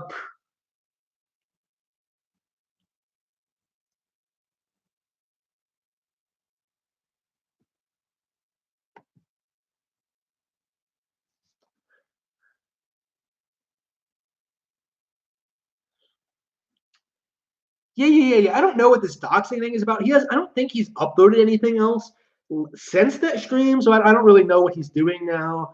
I wouldn't want him to be doxxed. I mean, I don't know. Like, it might be a false flag. Like, he might be doing that like SJW thing, the sort of thing that like Matt Mundane, the Boulder King does. Mundane Matt does, where like where people call him out on his shit, and he like, ooh, I'm being doxxed. I just to try to garner sympathy. Like, I don't know. Josh Thomas tweeted about me. When did that happen? Is he still on Twitter? Like, I legitimately, one of my favorite things about Josh Thomas is his Twitter account. Like, if he's back on Twitter, I want to be following him. Because I swear, my favorite thing about Nintendo Directs back in the day, back before he got banned for life, was that like going on Twitter and seeing him rage over the most inconsequential bullshit. It was hilarious. Like, he's the most hateful person I've ever seen in my life. Like, it's just so bizarre. Yeah. I remember that when I parried him. Yeah. The whole arms thing, right? Where like I made a review of like Super Smash Bros. 64, and like I parried him and like said that like he didn't have enough content. Arms is great, okay? I spent my entire Arms segment talking about how great Arms is. So I have no patience for people who shit on Arms. Like,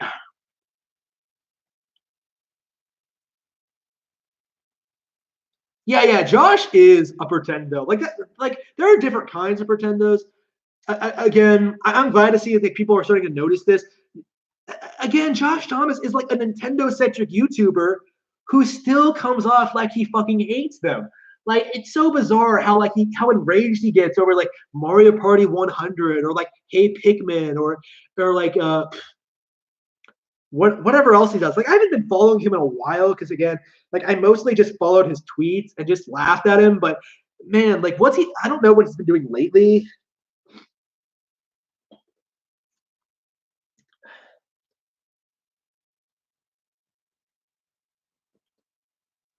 Oh yeah, Miss a T. Yeah. The tragedy of the Nintendo Wii U community, the decline and downfall of Mr. T. Just I wholeheartedly believe you, dude, man. Like Mr. T is like I he went from being one of the based motherfuckers on this platform. You know, he was exposing pretendos, he was doing all this shit, he was talking about all this fringe stuff, he was making all this interesting content, and then he became this like somewhere along the line, he became this really generic, uninspired, like almost pretendo-ish channel, you know, who criticizes Nintendo for no reason. Like, I think it happened with it. I think the first signs of it for me with like the whole E3 2015 thing, where like he was going after, all their announcements and stuff like that. And I don't know, he was still doing all right, like going forward from that. Like he still praised Star Fox Zero. He still praised like a Metroid Prime Federation Force. He was still talking about other stuff. But I think once the Switch was announced, it sort of like started getting worse. Like he stopped making this. No, not the Wii U, not the Switch. Once Trump was elected, like it went completely downhill because like I think the last real edited Mr. T style video he ever made, right, was like the Ninja one, right, where like Ninja Red and Ninja Black were like doing some stupid shit. And like he made a Trump joke in it, like, "Oh, I hope he doesn't rape me like Donald Trump." What the fuck? So fucking stupid. Like I just ever since then, like he's become a generic channel. Like he doesn't do anything interesting anymore. It's not fun. I don't know what happened. I don't know. Like I think it's the Patreon thing. Like I think he's trying to make money off of this. I don't know how. Like his views have gone way downhill. I don't think it's a fringe opinion among people who used to like his content that like he's gone way downhill. Like he's gotten really lazy. Man, I don't care what he thinks anymore. He actually really hates me because like I called him out on his shit. Like I'm probably the poster boy for people who have called him out on his shit over the years. And I would call him an NPC. I don't know what he's doing. I don't know what he's like. He strikes me as someone who's going through hard times in his personal life. Like, I'm not sure. Like, I think it might be with his family or something. I don't know. Like, I'm sympathetic towards him if that's the case, but like, don't take it out on like Nintendo. Like, take care of your problems. Just like, you never heard me talking about my problems in the past couple of years. Just, uh, yeah. I haven't followed him in a while. Oh yeah. He shit on Nintendo Switch Online. Yeah. Yeah. The skits were a lot of fun. Like, remember that thing where like he did all that shit with like the whole deal with like the game show and like RTX and how he wanted to like fight Black Bond at a park. Like, that was funny. That was interesting. That's something that like no one else could have done, and yet he like refuses to do that. Like, he just does this stupid shit. Like, bitching about Nintendo Switch Online and bitching about people bitching about him bitching about Nintendo Switch Online. Like, I just don't like it. And now he's defending like ROMs and emulators. Like, whatever. I don't care.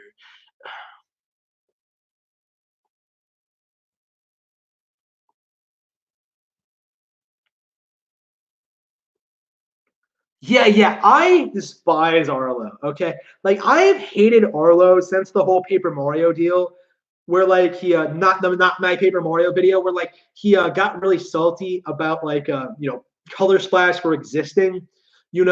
Like, for me, from the beginning, Color Splash looked like the improvement from Sticker Star from the beginning, which was like perfectly fine with me. But like, Arlo had to make it this big ordeal about like how terrible it was and how Nintendo wasn't listening to their fans and how like they were out of touch and stuff like that. And like how he wanted this is what gets me about Arlo, about how he wanted a Mario turn-based RPG. And Nintendo themselves called him out on their shit. They were like, well, you could just play Mario and Luigi. Paper Jam is coming out. And he just got so fucking salty. So salty. Right? He made up all this like all these bullshit excuses as to why he doesn't like Mario and Luigi. Like, it doesn't have the same sort of charm, man. Like, I like having partners. I like having the Mario story, man. I don't know. Like, the complaints about I have such an issue with like Paper Mario fans who shit on Mario and Luigi for that specific reason. Like, I just do not understand why you can't but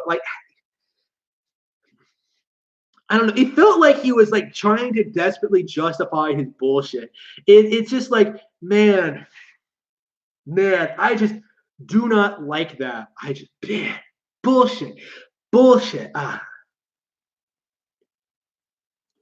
Yeah, Arlo. Yeah. Don't like Arlo. The Hate Pikmin video.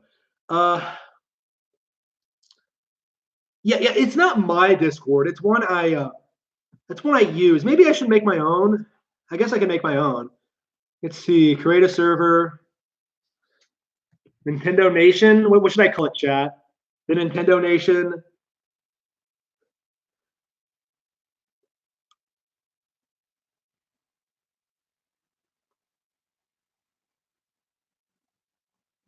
I have never played Dino Crisis. What should I name the Discord, chat? Harmon Nation. Yeah. It is a personal YouTube. Harmon Nation. Yeah. I like that. I'll have to redesign the logo here.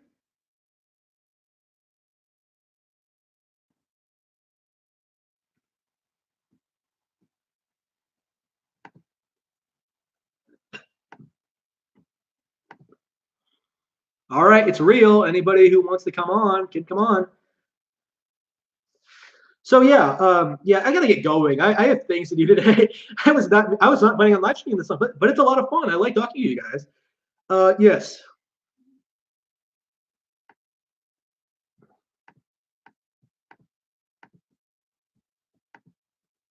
So yeah, feel free to share that around. That'll be like our public Discord for the channel. Uh,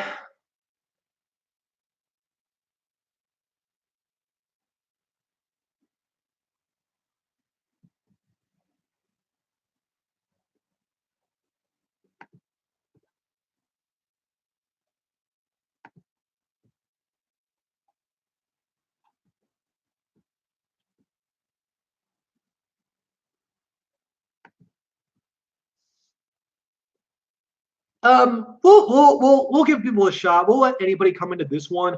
If we need a more secure server, we'll see what happens.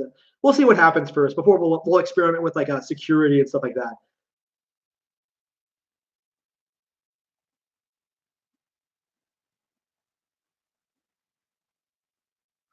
Okay. Let's see what we were talking about. We were talking about Arlo. Yeah, Arlo. So yeah, he always bitches about the most ridiculous things, like hey Pikmin, not my Pikmin. He tried to do a repeat of the whole Paper Mario thing. It blew up in his face. He had to delete that video because there was so much backlash about it. Because when you get right down to it, like, yeah, how dare Nintendo try to do something uh different, something unique, like, hey Pikmin, shit, my alarm.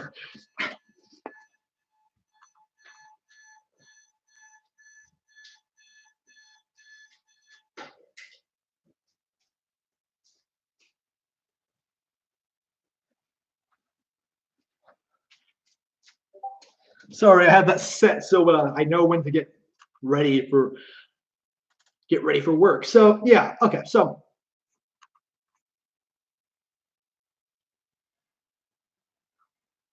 yeah, Arlo likes all sorts of shit. Like he shits on like everything, and then he praises stupid bullshit like Starlink. That's what gets me really, really mad at him. I just do not like.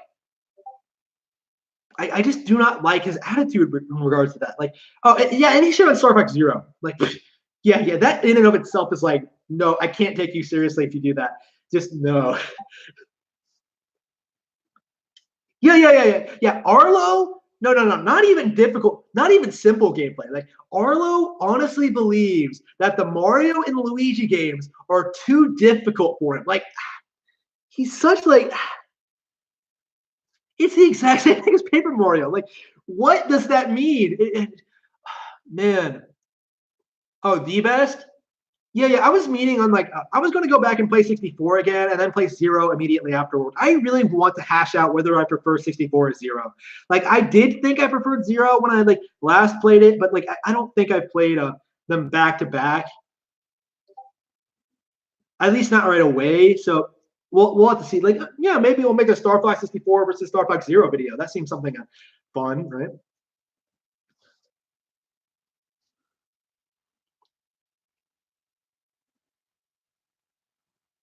Yeah. There's more technical depth. That's my argument too. Yeah, it takes more skill. Like 64 was great, but yeah. Like again, Zero just evolved the formula, like the actual gameplay. I just, I'm still so salty about people who like hate the controls. Like to me, they are like the scum of the earth. Like learn how to play a fucking video game. You might as well like say Sin and Punishment is like too difficult, right?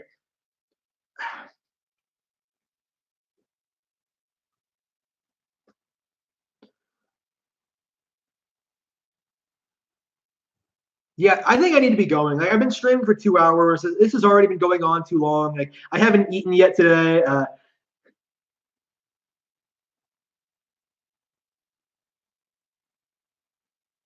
Yeah. I really don't want to leave because I still want to talk to you guys. But yeah, we'll talk on the Discord. We can continue there. I'll still be available for like the next couple of hours. I just got some things I need to do. See you later. All right. I'll upload this to the channel and see you later. I hope I'm not leaving too suddenly, but all right. Until next time. I think I'll be going on like the BS Busters podcast at some point. Like I was invited there, so we'll have to see just whether that works out and whether you'll see me on there or not, and we'll see just what happens. But for now, I gotta eat. Okay, see you later.